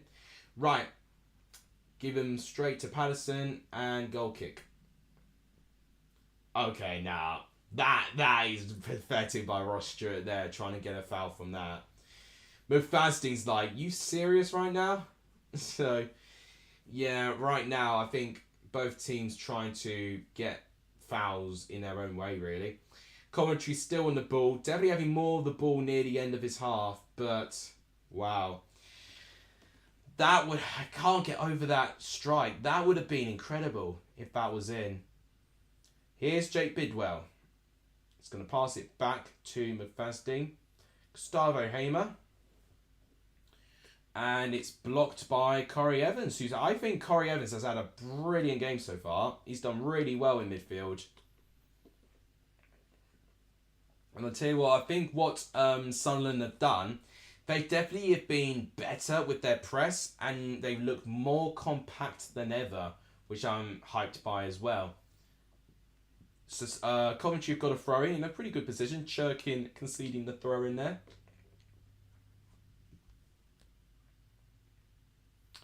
I tell you what, I think Alex Neil is very underrated, really, and I think what we're seeing right now is this Sunderland team growing really, really well right now. But meanwhile, I tell you what, their work rate, Sunderland as well, has been really good. That's one thing that I've really been impressed by. I thought it was going to be good by Gyökeres winning the ball back, but he doesn't win the ball back in the end. Here's Danny Ballard. Can he find a ball? It's headed back. Bidwell's got it, but no, it's given away. And they're passing the ball back now. Coventry still holding on to the ball for their possession. 41 minutes on the clock, 4 minutes before half time. Can either Sunderland or Coventry get a goal before half time? That is the $1 million question here. And a little bit of a wasted opportunity for Coventry there. Ben Sheaf, who tried to do one of his gorgeous through balls again, doesn't really find anything. But right now, their final third has basically been really static, especially centrally. Their final third has not been good enough.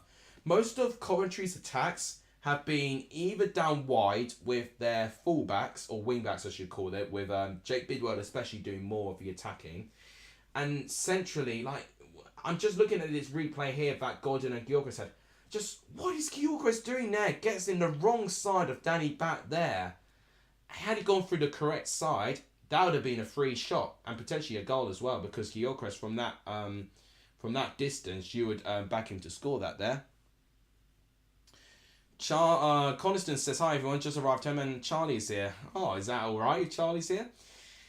I am aware that my viewers are not as high as normal, but I think it's because a certain Matt SB is also streaming this game as well, where I didn't think he would, but it's one of those things really. Right, so it's 1-0 Sunderland, big moment for a newly promoted team to take the lead in that matter.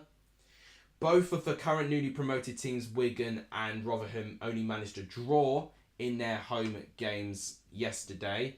Are Sunderland going to do one better and get a win? And actually, Sunderland are actually playing the highest ranked team from the Championship last season. You know, Swansea, Preston finished mid-table.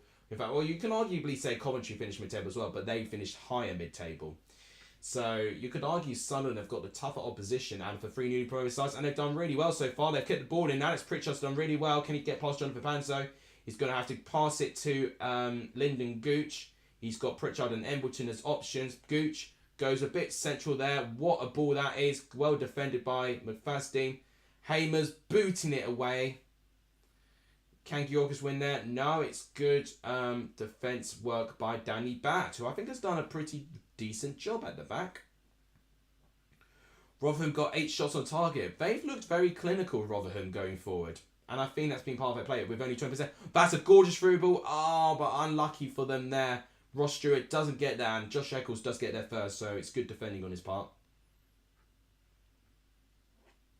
But I tell you what, through balls, counter-attacks, Sunderland are thriving off that attack style, and it really is putting Coventry under a lot of pressure right now. By the way, I'm gonna plug my channel again. If you've not liked the stream, please do like the stream. It really does help the growth of this channel. We're apparently on 20 likes. Thank you, guys. Could we get to 30 likes before the second half starts? Can we hit 30 likes? That is our target. It would be absolutely amazing if we can hit 30 likes. I'd be absolutely appreciative there. If you've not hit the subscribe button, please also do that, as we are nearly at 1,260 subscribers. So it would be absolutely amazing, guys, if we can eventually get there. Only one of you need to subscribe to get to that. I'm truly grateful for all the support, but that would be absolutely amazing. So we're edging ever closer to 1,300 subs, which would be amazing. Other things you could do to support the video include liking, sharing, subscribing, and even donating as well. You can even donate as well via Super Chat, but you don't have to obviously do that. But anytime a donation does come across, it means, like, you know, your funds will be taken forward for the channel, really, improving equipment and potentially affording tickets and stuff like that. So that is all in a way. Anything that you do to support the channel, whether it's liking, sharing, commenting, subscribing, donating, you're always involving a little bit of help for the channel. So I appreciate all of that there. Right, enough of me plugging the channel now, which, to be fair, I've actually not done too much about today. Let's go to Catcher and actually review some more stats. So as you can see from there, I did say Coventry had a bit of a spell there. That must have been when Panzer hit the post, where they had that big spike there. But yeah, I think now, looking at there, look at this, 59% for Coventry, so having a lot more of the ball now. 5 shots to 4 still, and look at that, 4 shots on target. Bit similar to how Rotherham played. Looking very good going forward, despite not having a lot of possession. So as you can see, it's even 61% now. So Coventry having a lot more of the ball, and Sunderland not playing much with the ball, but they're creating more chances on goal. Here's Gyökeres. Oh! Cross comes in. Oh, F-Calls, can he save that from going off the pitch? Oh wait, it's half time. I didn't even look at the clock. It's half time. So It's ended in the first half. Sunderland 1, Coventry 0. Jack Clark with the only goal in the game so far. It was a really, really good cross by Lyndon Gooch. Why are they blaming Simon Moore? Am I missing something? I mean, if Matt says Simon Moore's to blame, then maybe I'll accept it. But personally, what I've seen, I personally think Eccles, especially, and Hyam should defend better in that position there. But it is what it is. My eyes will view what I see from the game. So, half-time, 1-0 Sunderland. What are your thoughts in the comments? Let me know in the live chat. What are you thinking about that first half? Jack, welcome to the stream. He's home. Right, fantastic. Jack, I've not seen you for quite some time, so it's good to see you. Really weird not having Forest and Derby. Yeah, it feels weird not having the East Midlands clubs there. We have got a couple of Midlands-esque clubs in the Championship, but yeah, it does feel weird that both of them have been moving divisions, really. It felt weird seeing Derby playing League One yesterday. Yeah, it does feel a bit odd. It'll probably feel quite weird for a lot of us seeing Nottingham Forest play in the Premier League, but it'll feel very nostalgic. But yeah, Derby, who've not been in League One for 30 plus years, it does feel quite weird, yeah. So many missed opportunities from Coventry. I wouldn't say many. I would say the Panzo shot and the follow-up from Matt Godden should be a goal. That Jake Bidwell cross should be received. And Gyökeres, right now holding on to the ball but not having shots. So honestly, right now, in terms of troubling the goalkeeper, they've only really done it with that Panzo shot with that Godden rebound. That's the only time where I felt they've troubled the goal. The missed opportunities I felt would be them lacking the final ball or not enough Coventry players flooding the back line of Sunderland to try and get any opportunities, or the front forward players holding the ball too long and not making the right decisions with it. So I wouldn't say many missed opportunities, but I'd definitely say they've looked a little bit, I don't know what's the right word. They've looked a little bit fearful, which surprises me, to be honest. Seen the goal on Twitter, said, what was the keeper doing? So Jack's also blamed the goalkeeper. Wait, can I just say, and you'll see the goal back, should Eccles do better there? Eccles is literally right in front of Jack Clark, and Jack Clark literally uses him as like a post, or literally as a boost to get ahead of him, and Hyam is in no man's land. Yes, Simon Moore maybe shouldn't go close to there, but I'm telling you, if he stayed on this line, that wouldn't have been a save. It was too much of a powerful header for him to save from there. It would have had to be an incredible reflex save if it was the case. So, yeah, understandably, maybe Moore should get some of the blame, but I don't think it should all be on him, personally. That's what I think. Poor defending and keeping. Okay, fair enough. Maybe a bit of a balance there. Maybe you can have a guest once in a while, Alex. Well, I can't right now. I'm living by myself. But, I mean, Elliot probably could if I asked him nicely, but I don't think he wants to really be on it. And to be fair, no family member I know is a fan of the Championship, unfortunately. I don't know anyone, really, who's a fan of the Championship, so how can I have a guess, really? But maybe if I watch Chelsea play in a live stream, I can get Ellie involved, actually. That might be a good way to get him involved. Right, watching you plus Matt says EMAD. Thank you so much, I do appreciate that. Yeah, do check out Matt if you've not seen as well. I've done a couple of videos with him, did one on my channel quite recently, and has been on his channel as well, which I was deeply honoured to be a part of as well. And it wasn't even like I asked him to be in my channel. He requested me to go there, so I was deeply honoured, really. But don't do it online. Oh, the guest part. Yeah, no, I agree. I'm not going to do the guest parts online. Like, what's the point of that?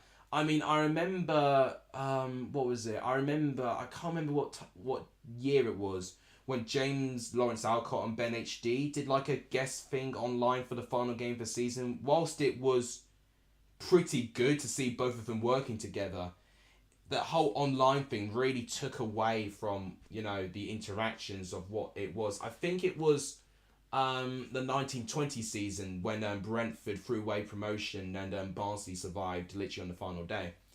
Imagine being laggy and your guest already shouting to a goal. Yeah, no, true. Yeah, I think that collaboration is exactly what happened there.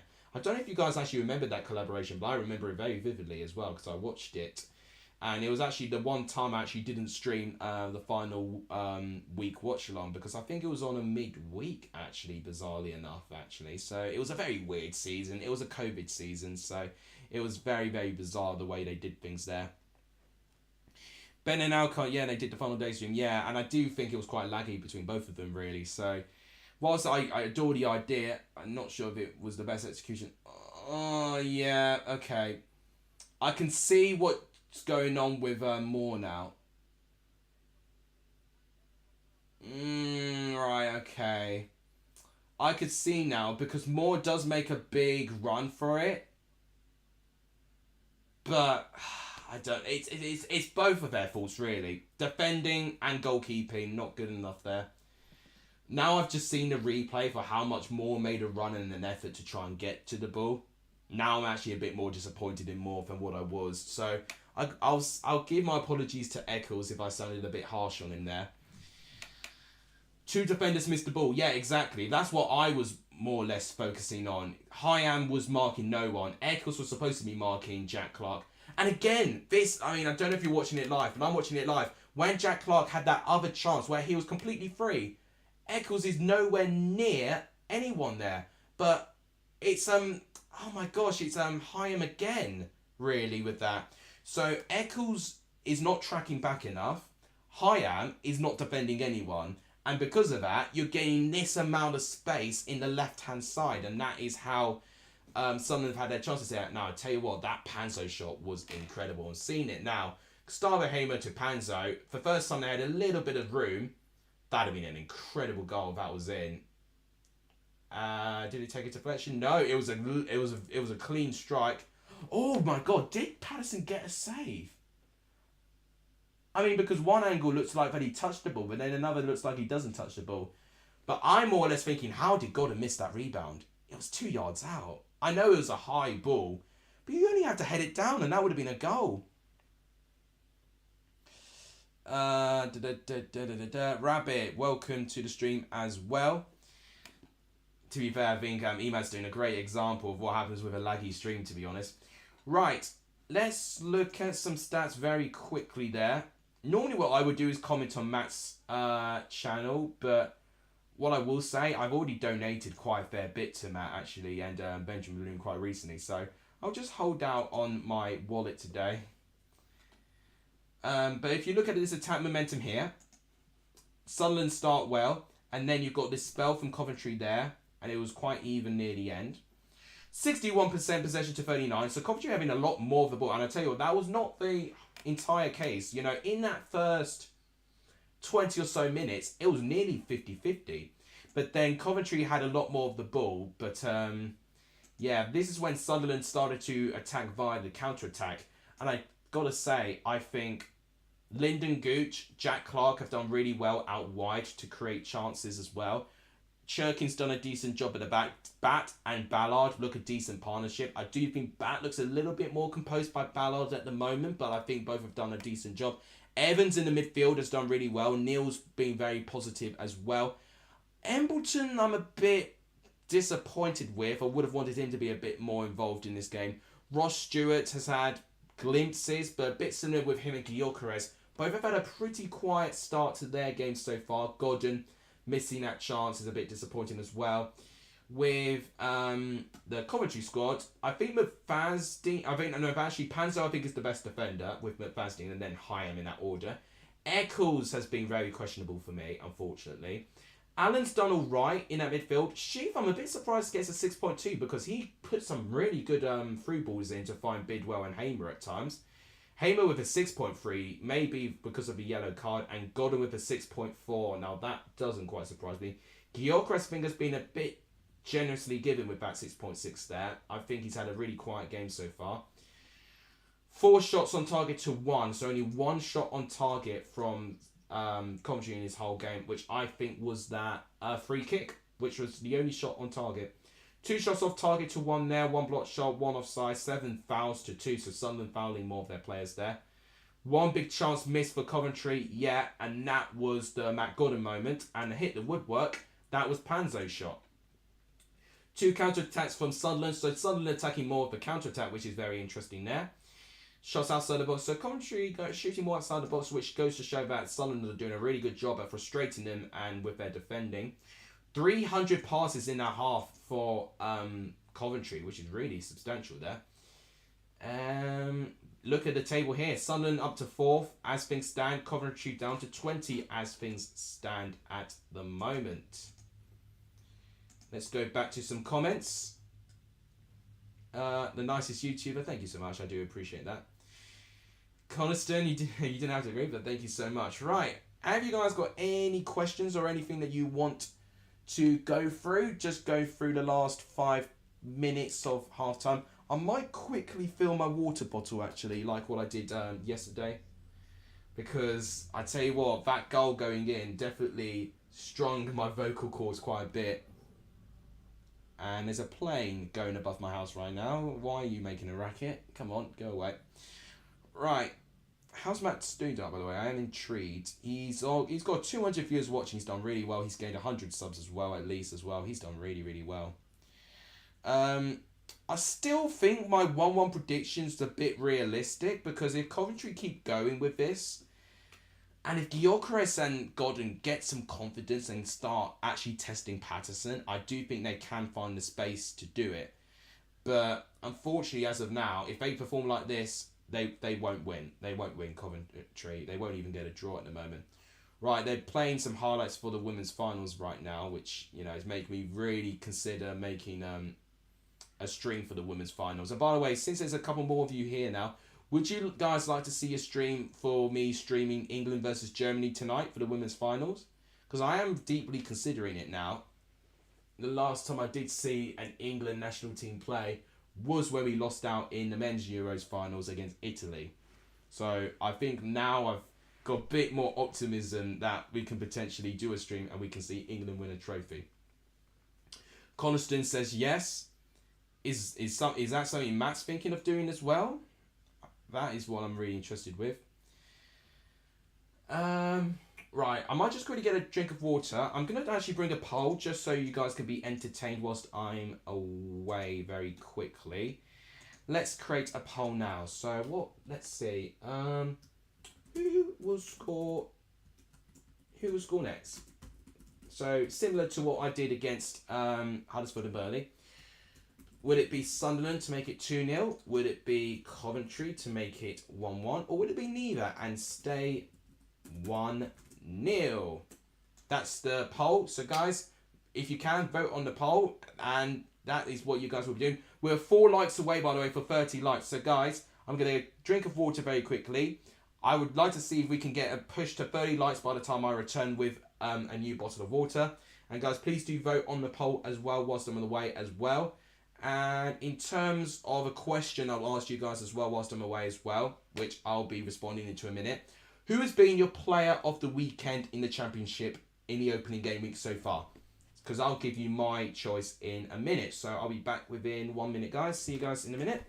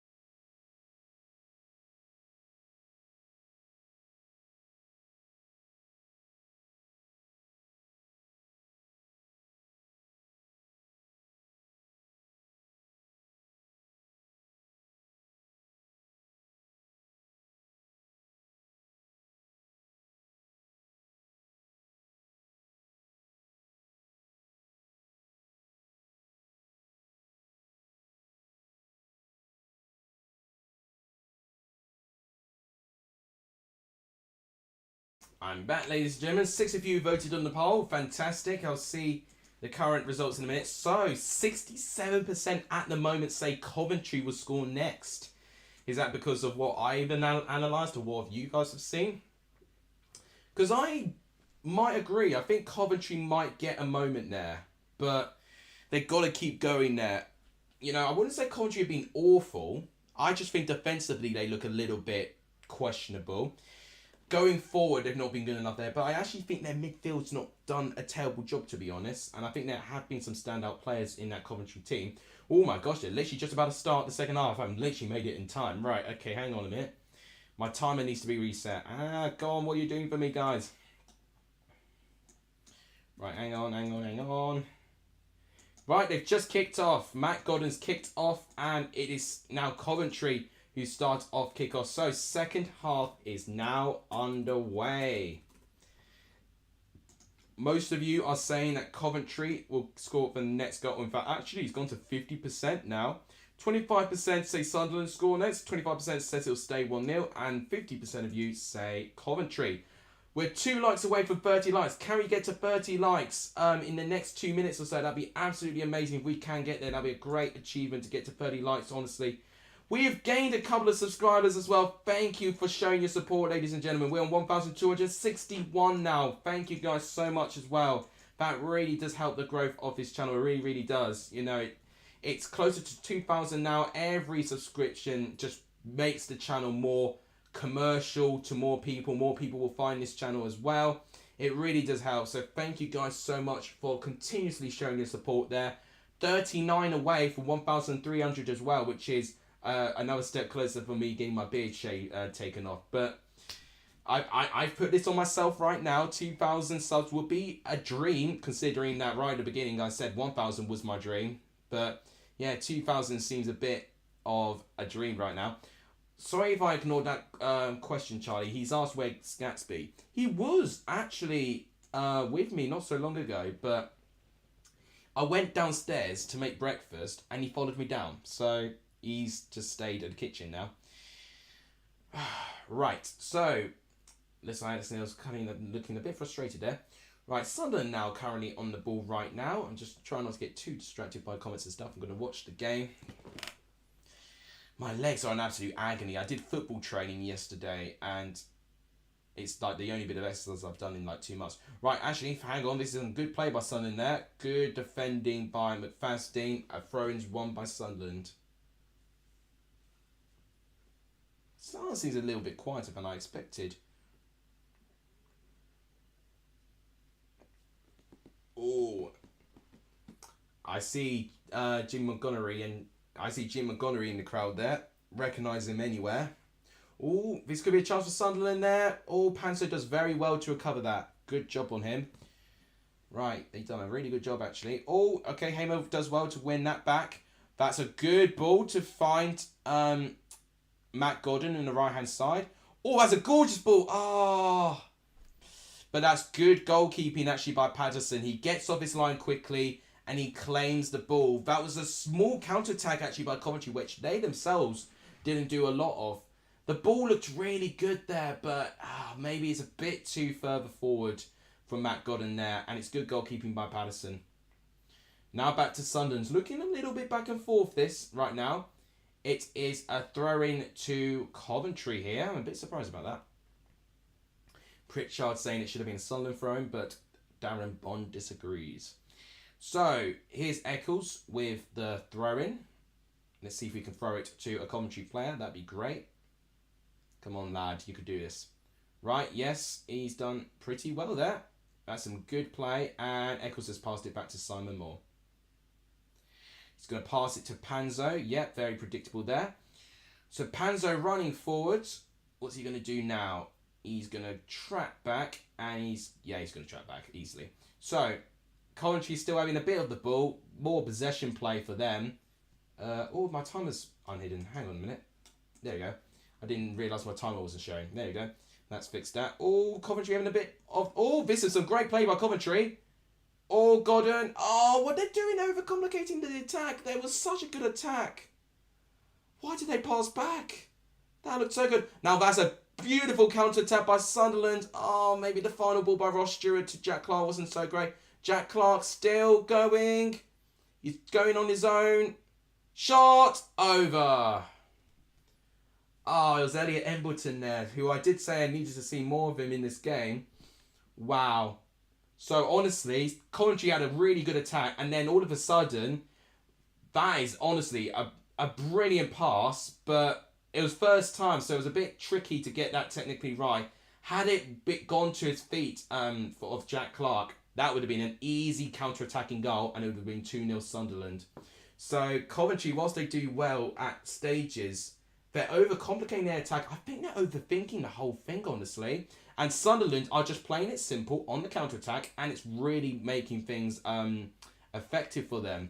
Now there's Eccles. Can he get something there? Oh, it's defended very well by Chirkin there, and it's a throw-in to Coventry.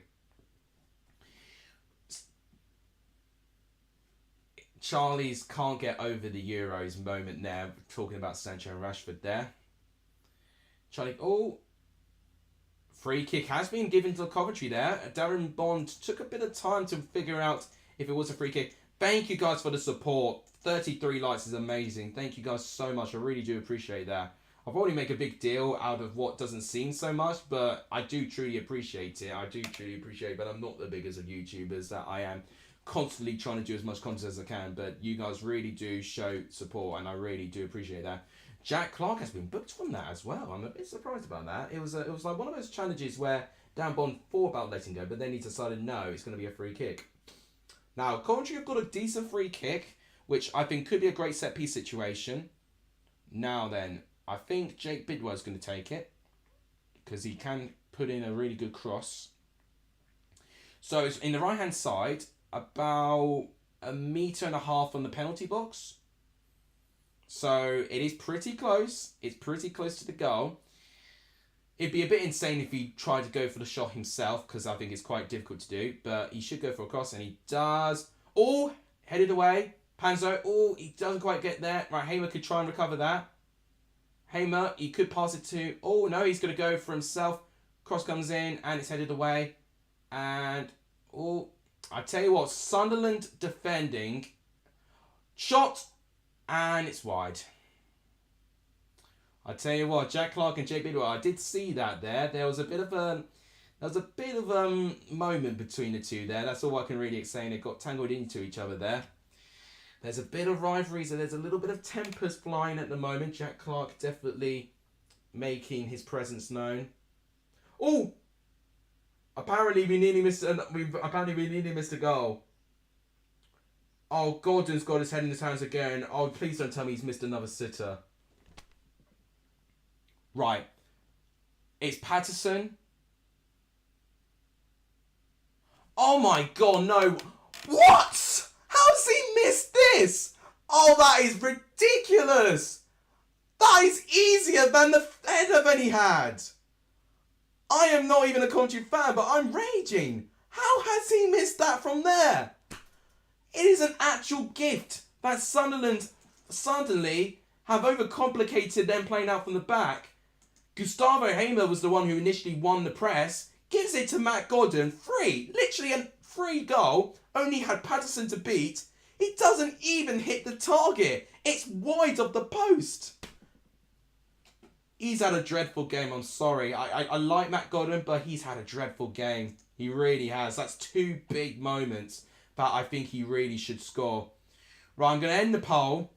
And I tell you what, 55% of you have said, 58% of you, says Coventry will score next. Coventry have no attacking threat at all. Sunderland are far better size, said Charlie. Well, they definitely have a threat. They're just not taking their chances, clearly. It's pretty that you could only 5 to seconds behind me watching. Oh, is it? Are you saying that's... I tell you what, the delay's not that bad, actually. Yeah, I know. It's really surprising that this stream's actually not showing too much lag. Do you know why I don't understand Golden? Well, the thing is, it's so... I'm so frustrating. It's so frustrating. That's all I can say. It's a free shot. Any striker should at least hit the target. I think even Werner could hit the target from there, because he's not even got any defenders to deal with. He doesn't even hit the target, and now here comes Sunderland. Ball goes in. Oh, now that would have been a really good build-up play had he found Ross Stewart there. A good bit of improvisation by Pritchard. I've got to say, Pritchard I'm quite impressed with. And, oh, okay. Corey Evans looks like he's going to get booked here. Sunderland are now starting to rack up the yellow card. Even Alex could score that. Well, maybe not, but let's... Oh, now, I tell you what, that was a really bad challenge by Corey Evans there. Had he got more contact on Hamer, that probably would have been risky for a red card potentially. But I think because it was only grazing Hamer, but it was the challenge itself with it being dangerous, I think is only a yellow card, but very risky. Right, Coventry still trying to find their attacking play. Sunderland not looking like they've got as much control as they had, but still looking pretty organised when they do get the ball. Right, okay, here's Coventry again. Can they get something here? Oh, that's a gorgeous ball. Right, there's Ben Sheep now. What is it? Why are you taking forever to get the ball to your feet? Simply shoot, for crying out loud. Oh my gosh, Van Panzo with a cross and it's collected by Patterson. Oh my goodness me. Look at this space. Shoot! Why aren't you... Oh my god. It's literally... I don't get it. This team has got 100% in pre-season, but it looks like they've got zero confidence in shooting the ball. You know, to be honest, Sunderland have looked quite defensively good, but in those two moments there, they've not pressed very well at all, Sunderland. Coventry actually had the space to even direct a good shot there, but they've just allowed Sunderland to regain their composure and then make things difficult for them again. Did I not assist any in the five-a-side? Yeah, I did. So if you saw my reaction to my five-a-side, or six-a-side technically, the first goal from my team was me with the assist and Elliot with the goal. Elliot scored 4 goals in the end. I didn't get any goals. I mean, I was a defender, to be fair. I wasn't really designed for goal scoring. Now, it looks like Luke O'Nine's going on the pitch. I think it may be Alex Pritchard who's going off, because he looks like he has carrying a limp or something.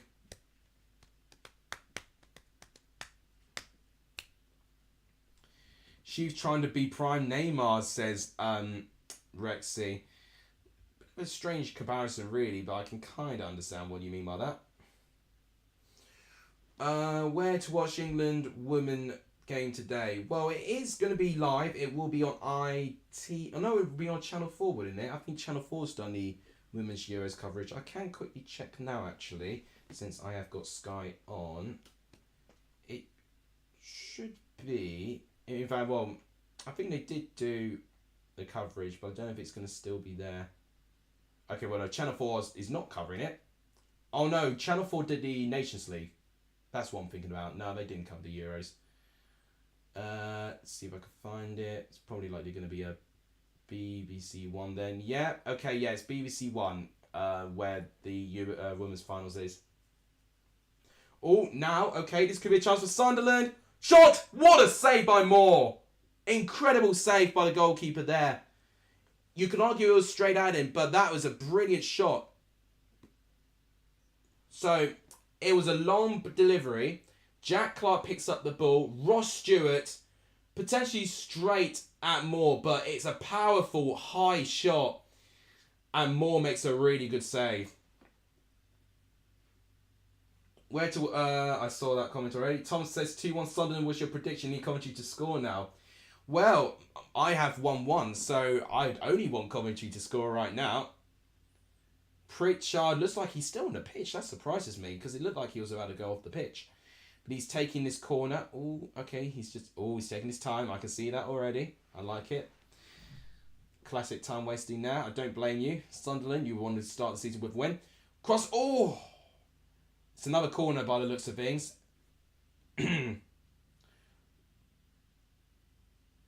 Okay, did it go up?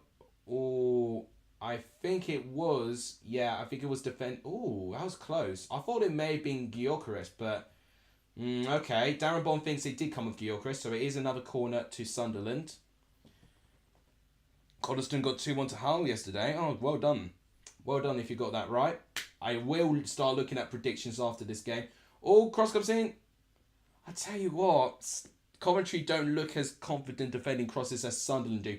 Now here's a break, Jamie Allen, but well recovered by that midfield. That midfield has probably been the best part of the pitch right now for Sunderland. They have really been so organised, and I'm really surprised actually for how organised that midfield has been. Embleton is now kind of in that advanced midfield position rather than playing out wide, which I think has really suited him, and he's done really, really well with that position there. Matty Godden to score an own goal. Wow. You really don't like Matty Godden. Right.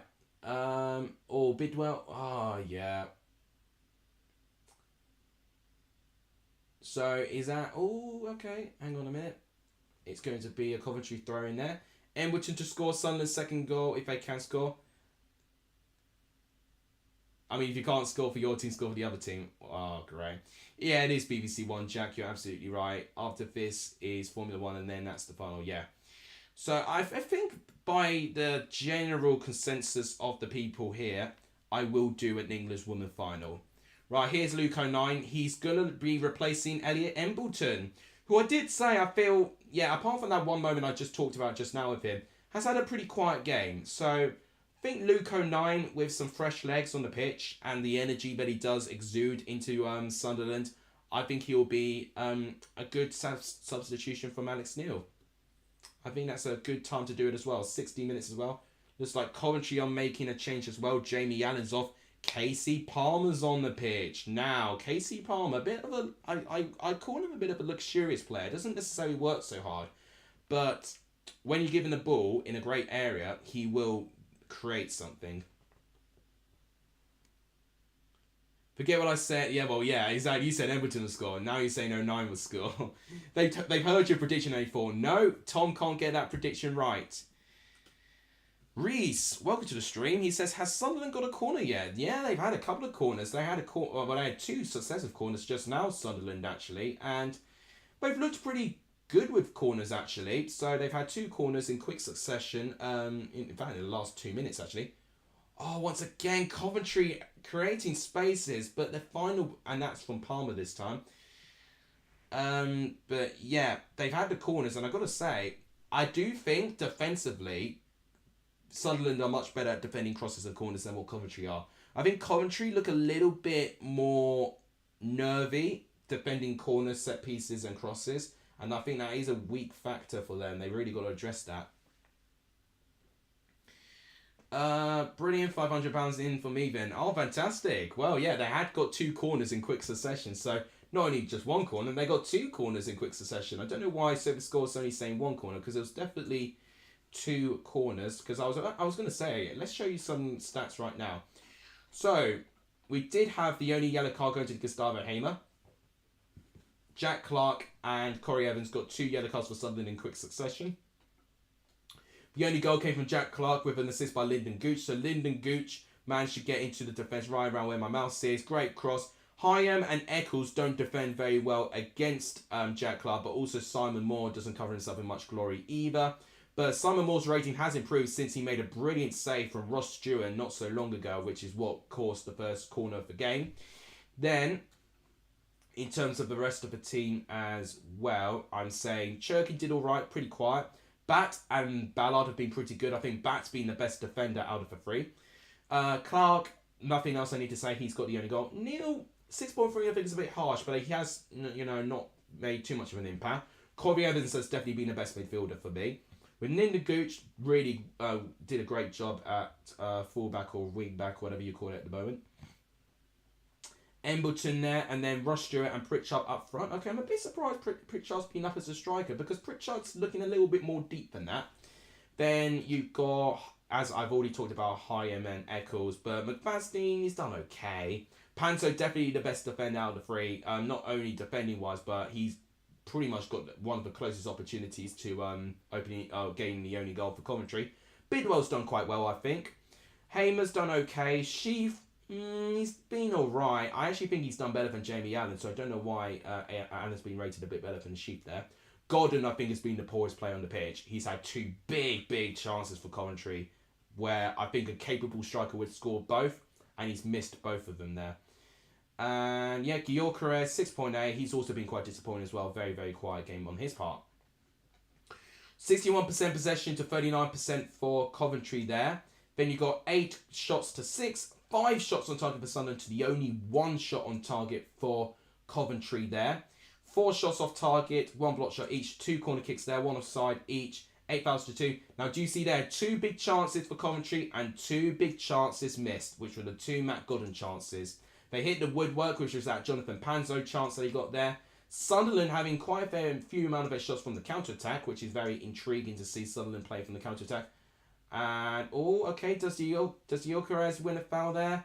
It is a free kick to Coventry in a decent position. Danny Bat this time conceding the foul. Okay, this might be something worth watching. Hang on a minute.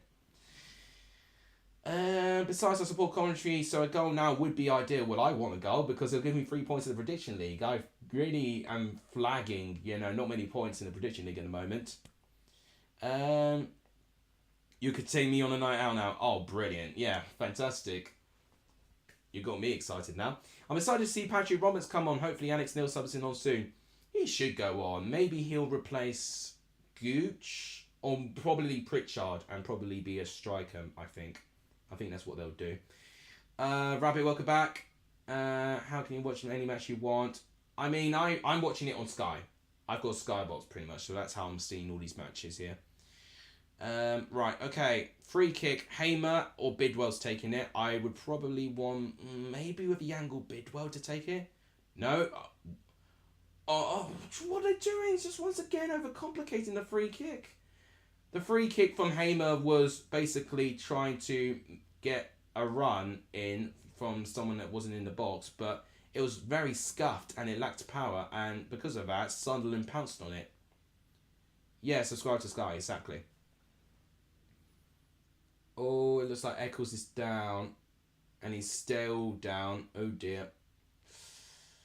Oh, dear.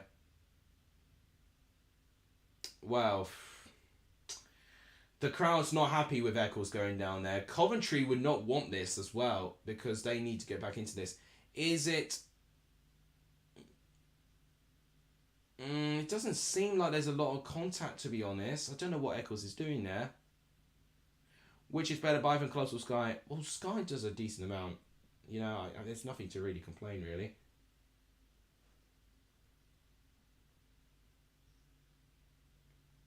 I don't know what's going on there. I don't know why Eccles really milked that. If it is him trying to win the free kick, then it's not really a great ideal position for it, to be honest. It's not like Coventry are under pressure in conceding a goal. They need all the minutes they can get to try and go forward to score a goal. So this break in play really doesn't come at a really good time for them. So I do question their thought process in doing that.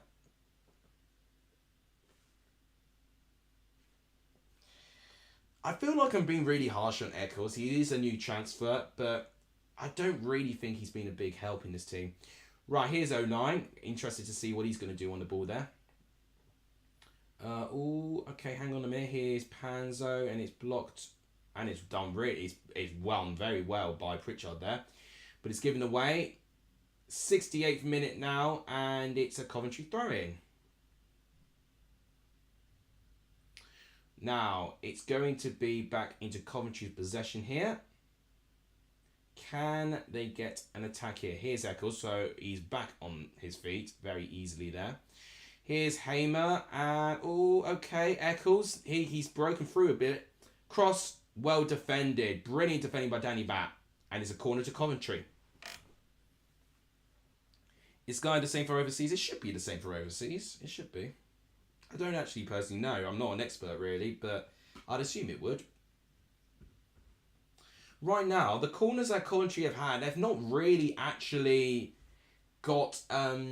They've not really forced many chances from corners, and to be honest, they've had more of their attacks in corners and crosses, but Sunderland have defended them really well. Ross Stewart's been actually one that's really defended them quite well with his height. Corner comes in, and it's not even reached anyone. Carmen Vastine wanted a penalty, and it's definitely not going to be given there. Not enough contact for me. Okay. Hang on. So there's a... there's a bit of shirt pulling there by Ballard. Maybe. I think he's a little bit lucky there, actually, that nothing was given there. Looking at this now, it is quite a deep shirt pull, and he falls over, dragging him down with him. So I think that's a little bit fortunate that Sunderland have not conceded a penalty there. Yeah, that's true. It could be different providers from each country. I don't know, actually. I wouldn't actually know. Right, hang on a minute. Let's see. This could be an attack there. There is a Sunderland player down, which the fans are booing about. Here's Casey Palmer, who I've not seen a lot of so far. Corner to... No goal kick by the looks of things. That's even more disappointing for Coventry there. Oh, okay. I think that might be Gooch. That's down, I think. Or was it Neil? What's happened here? Oh, I think it was a knee to the back from Panzo. Never nice. Had that happen before, and it's never fun to try and walk off. I think it is, yeah. It was Ross Stewart, actually, who received that knee to the back there.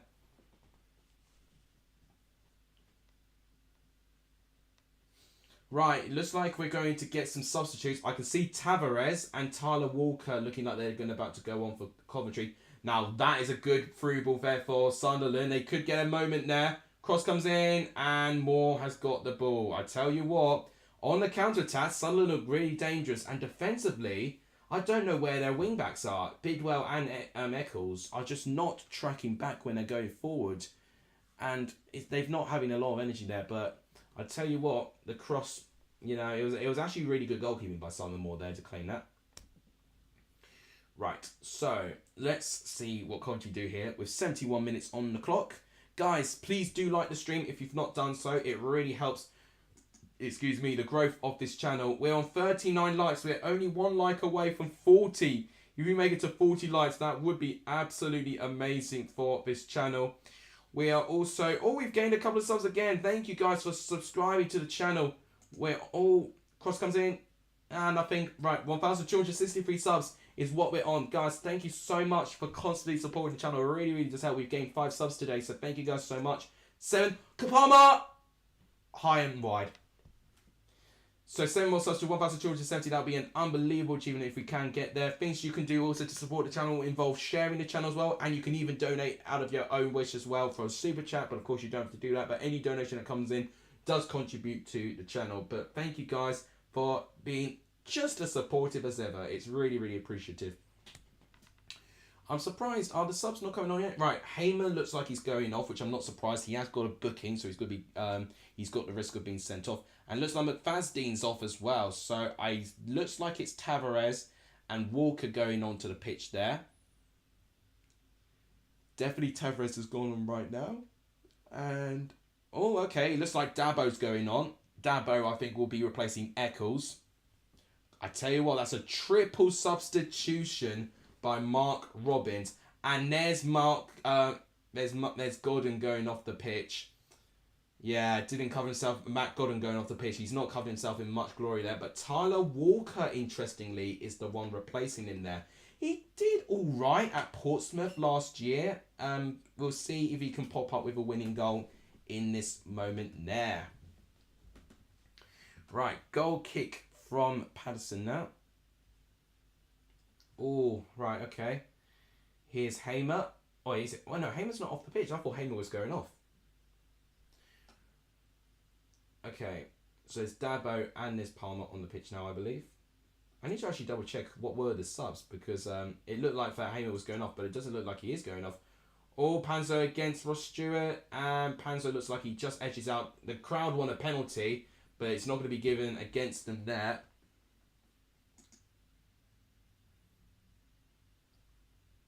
No, I think that's good enough. I think that's a decent head-to-head there between Panzo and Stewart there. But I've got to say, Stewart does very well there, actually, to make it difficult for Panzo to win it back. He's done a really good job there. Right, so the changes, it was a triple substitution. So Eccles, Godden, McFadden off, Tavares, Walker, and Dabo on. It was a triple substitution.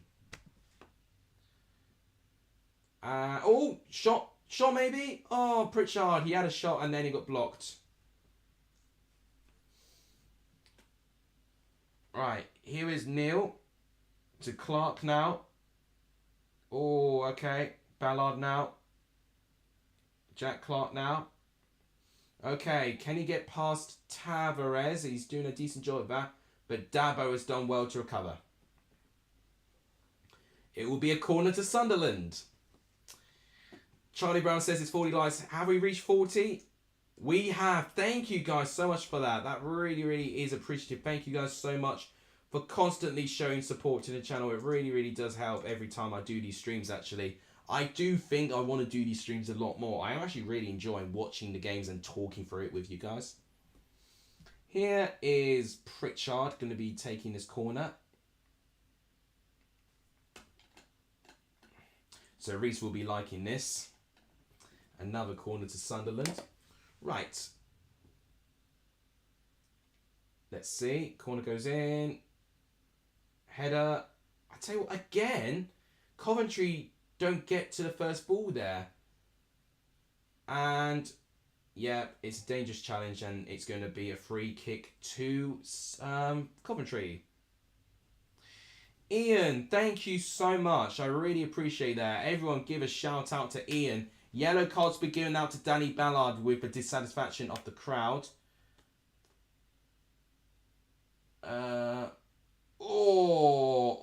Yeah, that is a yellow card. So basically, Ballard tries to do a bicycle kick, doesn't get anywhere near it, and his foot kicks Hyam's arm. So yeah, definitely a yellow card by Ballard. It is a very dangerous challenge. But I'm really enjoying talking through all these games. You know, I've not done a lot of live streams doing watch-alongs for games. Oh, yeah, another free kick given in the way for Coventry now. I tell you what, Darren Bond's going to have to get some control over this because there is literally an infringement every 20 seconds now at maximum. It just looks like that they're manhandling the defenders are manhandling people as well. Oh, hang on a minute. This could be... Oh, okay, Tavares, but it's blocked away. Pritchard boots it away. Dabo could try and win it back. Here's Hamer now, who could get across. That's a gorgeous ball. Dabo with the cross. Squares it. Oh, it's booted away by Ballard now. Great defending by Sunderland. They're defending for their lives here. Hyam to Gustavo Hamer, who does well to keep the ball. Now it's to Jonathan Panzo. They've got a bit of space. It looks like a bit of momentum's going for Coventry now with the subs. Right. A squared ball, but no one's there to receive it again. And Sunderland just... It's too easy for Sunderland to defend it. Wow. It's incredible, really. You know, it's very... It almost feels a bit predictable what Coventry are going to do. But the final ball just never seems to find a Coventry player. They've definitely got more players in Sunderland's box now, which is good. It's something that I've been wanting them to do. But they've really not been able to still make Paddison work. Like, they've still, and I'm going to show you guys the stats. Yeah, it is still only one shot on target from Coventry. Only one shot on target. I mean, in the second half, we've had barely any shots. Only one shot on target, which was that Ross Stewart chance. Now, we are going to have... Oh, okay, I don't know what's going on there. There's a substitution, and they decided to play on a little bit. So, I think that's Patrick Roberts going on the pitch. And did I not say Pritchard off, Roberts on? I can sometimes call these substitutions there. So, yeah, Patrick Roberts is going on, I believe, and definitely Alex Pritchard going off the pitch. Patrick Roberts is going to go on in the final 12 minutes of the game. So Ian says he's a Darlington fan. Oh my gosh, I mean, I remember Darlington. They were removed, I think, in the National League, actually. Step 4 of English football. Now over for the National League North class, we have 3 promotions today. Yeah. I tell you what, yeah, Darlington did actually used to, I think, if I'm right in saying, did used to be in the EFL, you know, quite a long time back. Okay, here's Tavares running forward. Cross again. Defended really, really well by, I think it was Ballard this time, or it could have been Clark actually. Darbo's done really well. I think Darbo's been a really good impact since coming on. Right, the corner second shot. Bidwell with the cross. No one's winning the headers again. Sunderland Sunderland, I've got to say, the reason why I think they've edged it, they've done a lot more preparation defending set pieces, and that really goes a long way. And the Sunderland crowd are definitely... Oh, hang on. Oh, I tell you, there's a bit of frustration there. So, Sunderland player has gone down there. I think it's Danny Bah who's gone down. I don't know what happened there. Danny Bah is a former Colchester United. Yeah, I'm pretty sure of it. Did anything happen there? No, not really. Oh, okay. It was just pretty much Gyökeres swinging his leg across, but it's not much contact. It wasn't even showing studs. Oh, there's a lot of booing going on there. But I tell you what, it's pretty much there. I think part of it is Coventry fans actually being in good voice as well, actually. They've shown their frustration of the game constantly being stopped. You know, Coventry, I'd say, are on top now. Cross comes in. Corner again for Coventry. They're definitely, I think, the better team now, Coventry. They now have got 10 minutes plus added time to see if they can get an equaliser. David Wheater and Marcus Maddison have signed for Darlington. Yeah, I didn't know Marcus Maddison joined a non-league club. I must have not known it was Darlington. Oh, cross comes in and it's booted away. Bidwell is going to get it back to Hamer. Oh no, Palmer, sorry. Palmer with the cross. Oh, okay. It was a delivery and it's gone straight to Patterson.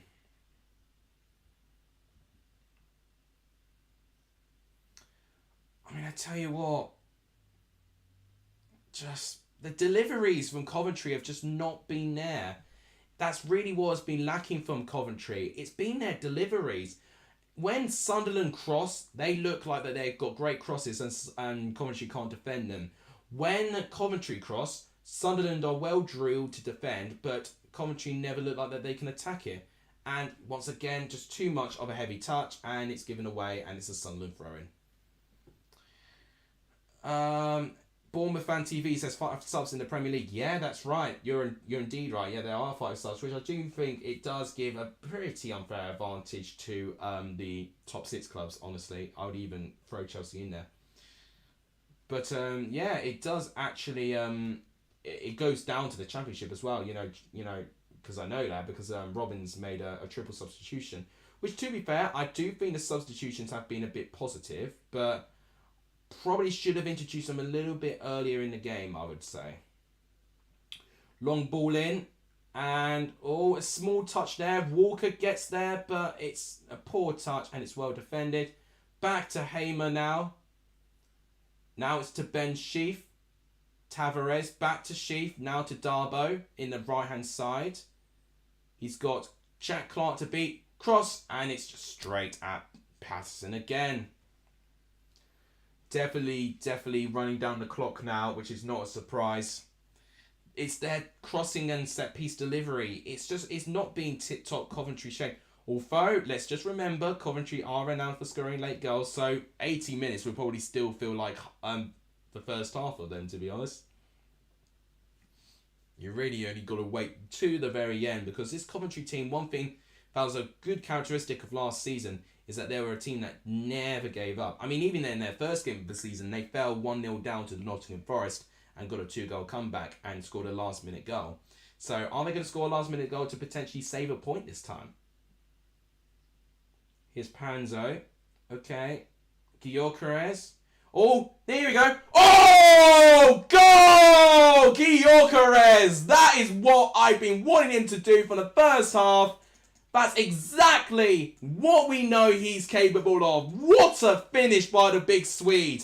1-1. And that makes things very interesting now in the final 7 minutes. What a strike. I just kept shouting, shoot, for crying out loud. Give Patterson something to test. Alex Neil is not happy with that. Now let's see this there. It's Panzo. And I think Panzo's going to be credited with the assist. So that will give me points on my gaffer there.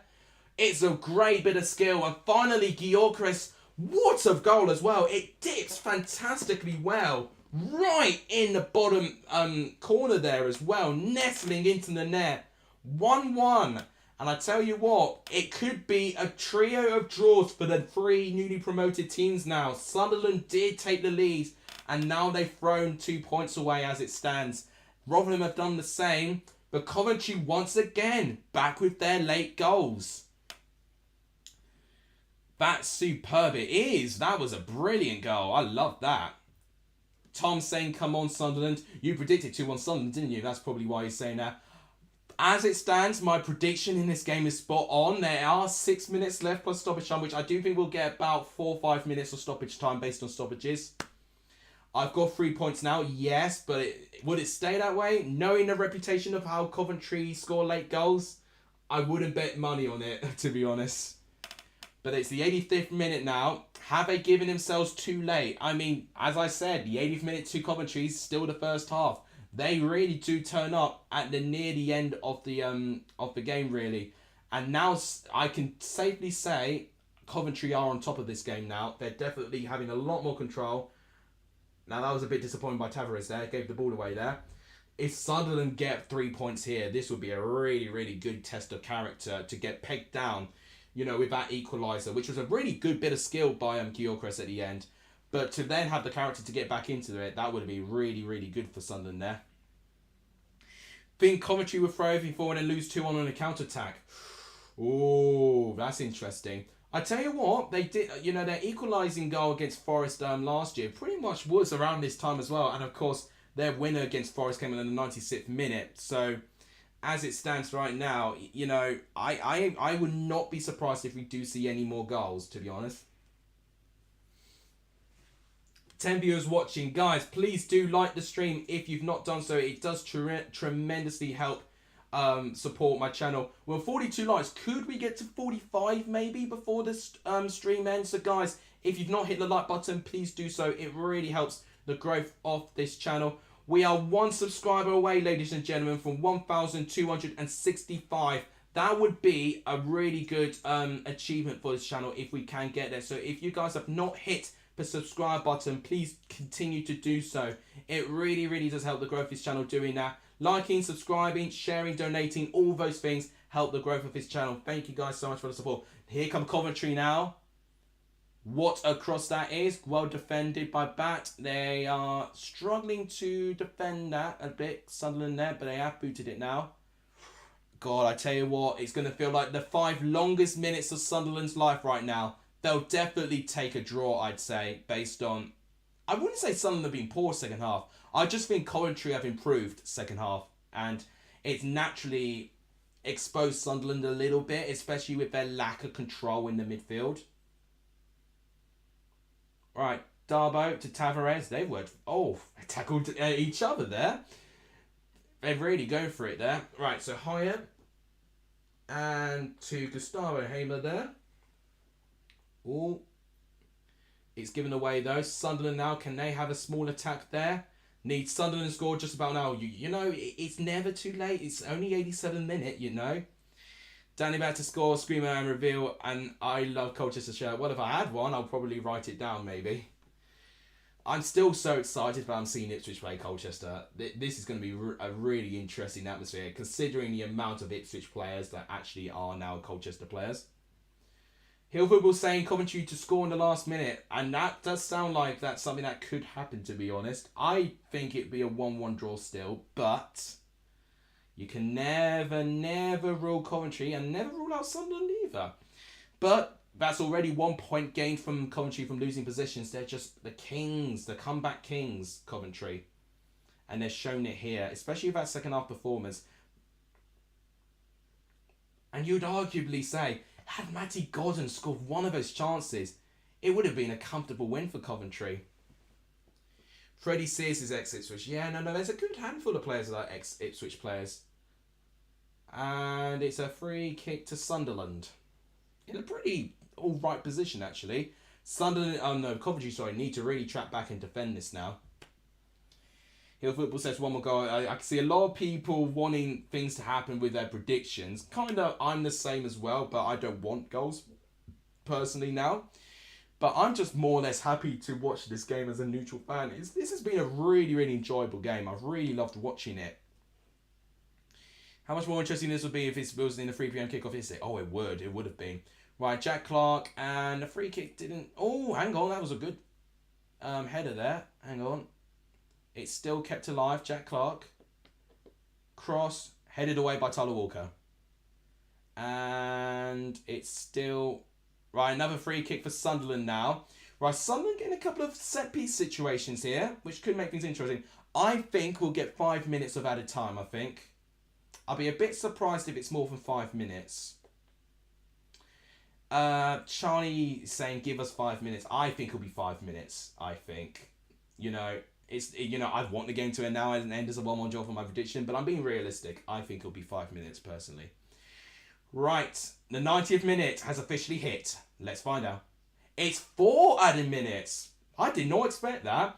I thought this would be very similar to Huddersfield and Burnley when they had 5. Right, Jack Clark with the free kick. Oh, it's not completely cleared. Ross Stewart. And it is a corner. It's a corner to Sunderland, and they've looked pretty dangerous with corner Sunderland. Tom wanted 6 minutes. Well, we're all going to have to deal with 4.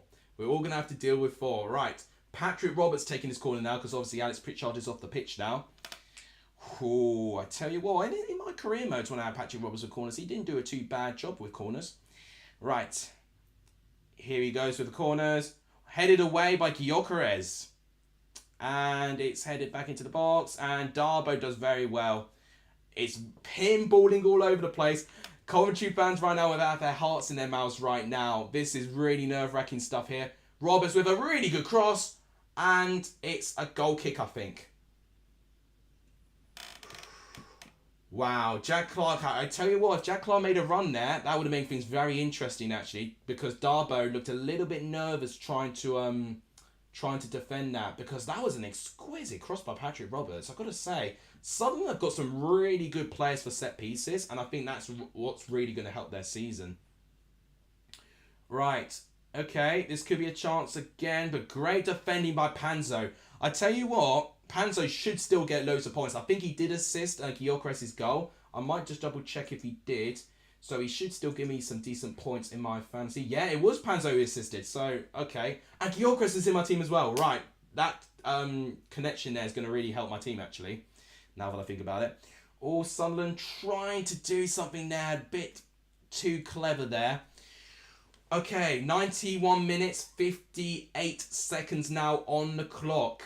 92 minutes now. 2 more minutes for one of them to get a goal. Only 2 minutes left. Is it going to end 1-1? Or is one of Sunderland and Coventry going to nick it? Sky have said Alex Pritchard is man of the match. That's an interesting choice there. But I do think he's done a decent job. I think for someone who's had a point to prove, I think Alex Pritchard's done a decent job in considering what he's been doing there. His attacking play's been good. His link-up play's been good. His set-piece delivery's been good. He does tick a lot of the boxes, to be fair, Alex Pritchard, for what he's done in this game. He's done a pretty good job, actually. What will be your guys' man of the match, by the way? In fact, actually, I did ask you guys whilst I was downstairs having a drink of water who's been the player for the weekend. Let's actually do this now. As Sunderland attack now, hang on a minute. Let's just see this attack through. Jack Clark is up against Sheaf. But brilliant defending by Sheaf. Well done. Right. Cross comes in. Darboe heads it away. Hamer clears it. Tries to find Tyler Walker. He does. Oh, that's definitely a free kick given for Coventry's way. Luke 09 with a yellow card. Right. Tom wants 2-1 Sunderland. Well, it's a free kick to Coventry now. It's just in their half as well. What was I going to say? So yeah, who's your player of the weekend so far? Charlie Brown has said Cresswell. I was expecting him to break Cresswell there. I think Cresswell's right up there. Rexy saying that's not happening. Well, you don't know. Game, you got to remember, until it hits the 94th minute, the game is still very much you're still alive. Now, Coventry have not gone long, which kind of surprises me, because if Coventry want to win, I thought they'd go quite long. I guess they're now showing some respect for Sunderland, that if they do go long, they have the risk of being done on the counter-attack. Right, Walker's been dispossessed. It is 93:56 on the clock. Oh, Panzo, what an interception that was. 94 minutes, that's it. And the full-time whistle has just been blown. It's a draw. My first 3 points going into the prediction league. It has ended as a 1-1 draw. What a game this was. I was really hyped by this entire game. I'm really hoping that both of these teams are right up there in the championship. I think both should still be up there. I think a game of two halves a little bit. I think Sunderland were really good first half. Coventry being quite poor. Coventry really stepped up. And I don't think Sunderland dropped too bad, but I do think Sunderland did struggle a little bit to deal with Coventry.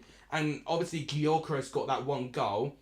Right, let's take these off, because they're not going to be commentating on the game anymore, because I think the game's about to be switched over for Formula 1. Right, so, my overall thoughts in this game.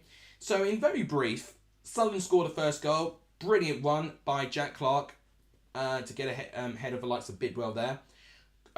So, it was Clark that got the goal, actually, but it was actually Lyndon Gooch against Bidwell. My apologies to that. So, it was Gooch that actually did well with the run. Brilliant cross. And it's pretty much static defending by Hyam and especially Eccles, who's supposed to be marking Jack Clark in that position there. But Simon Moore also tries to claim for it, and it's just the three of them is Dumb and Dumber pretty much. So those three pretty much are the downfall of conceding the first goal. Brilliant header by Jack Clark, by the way. And I do think if Moore was planted to his line, maybe he could have saved it, but it would have been a difficult shot to save, I'll tell you that.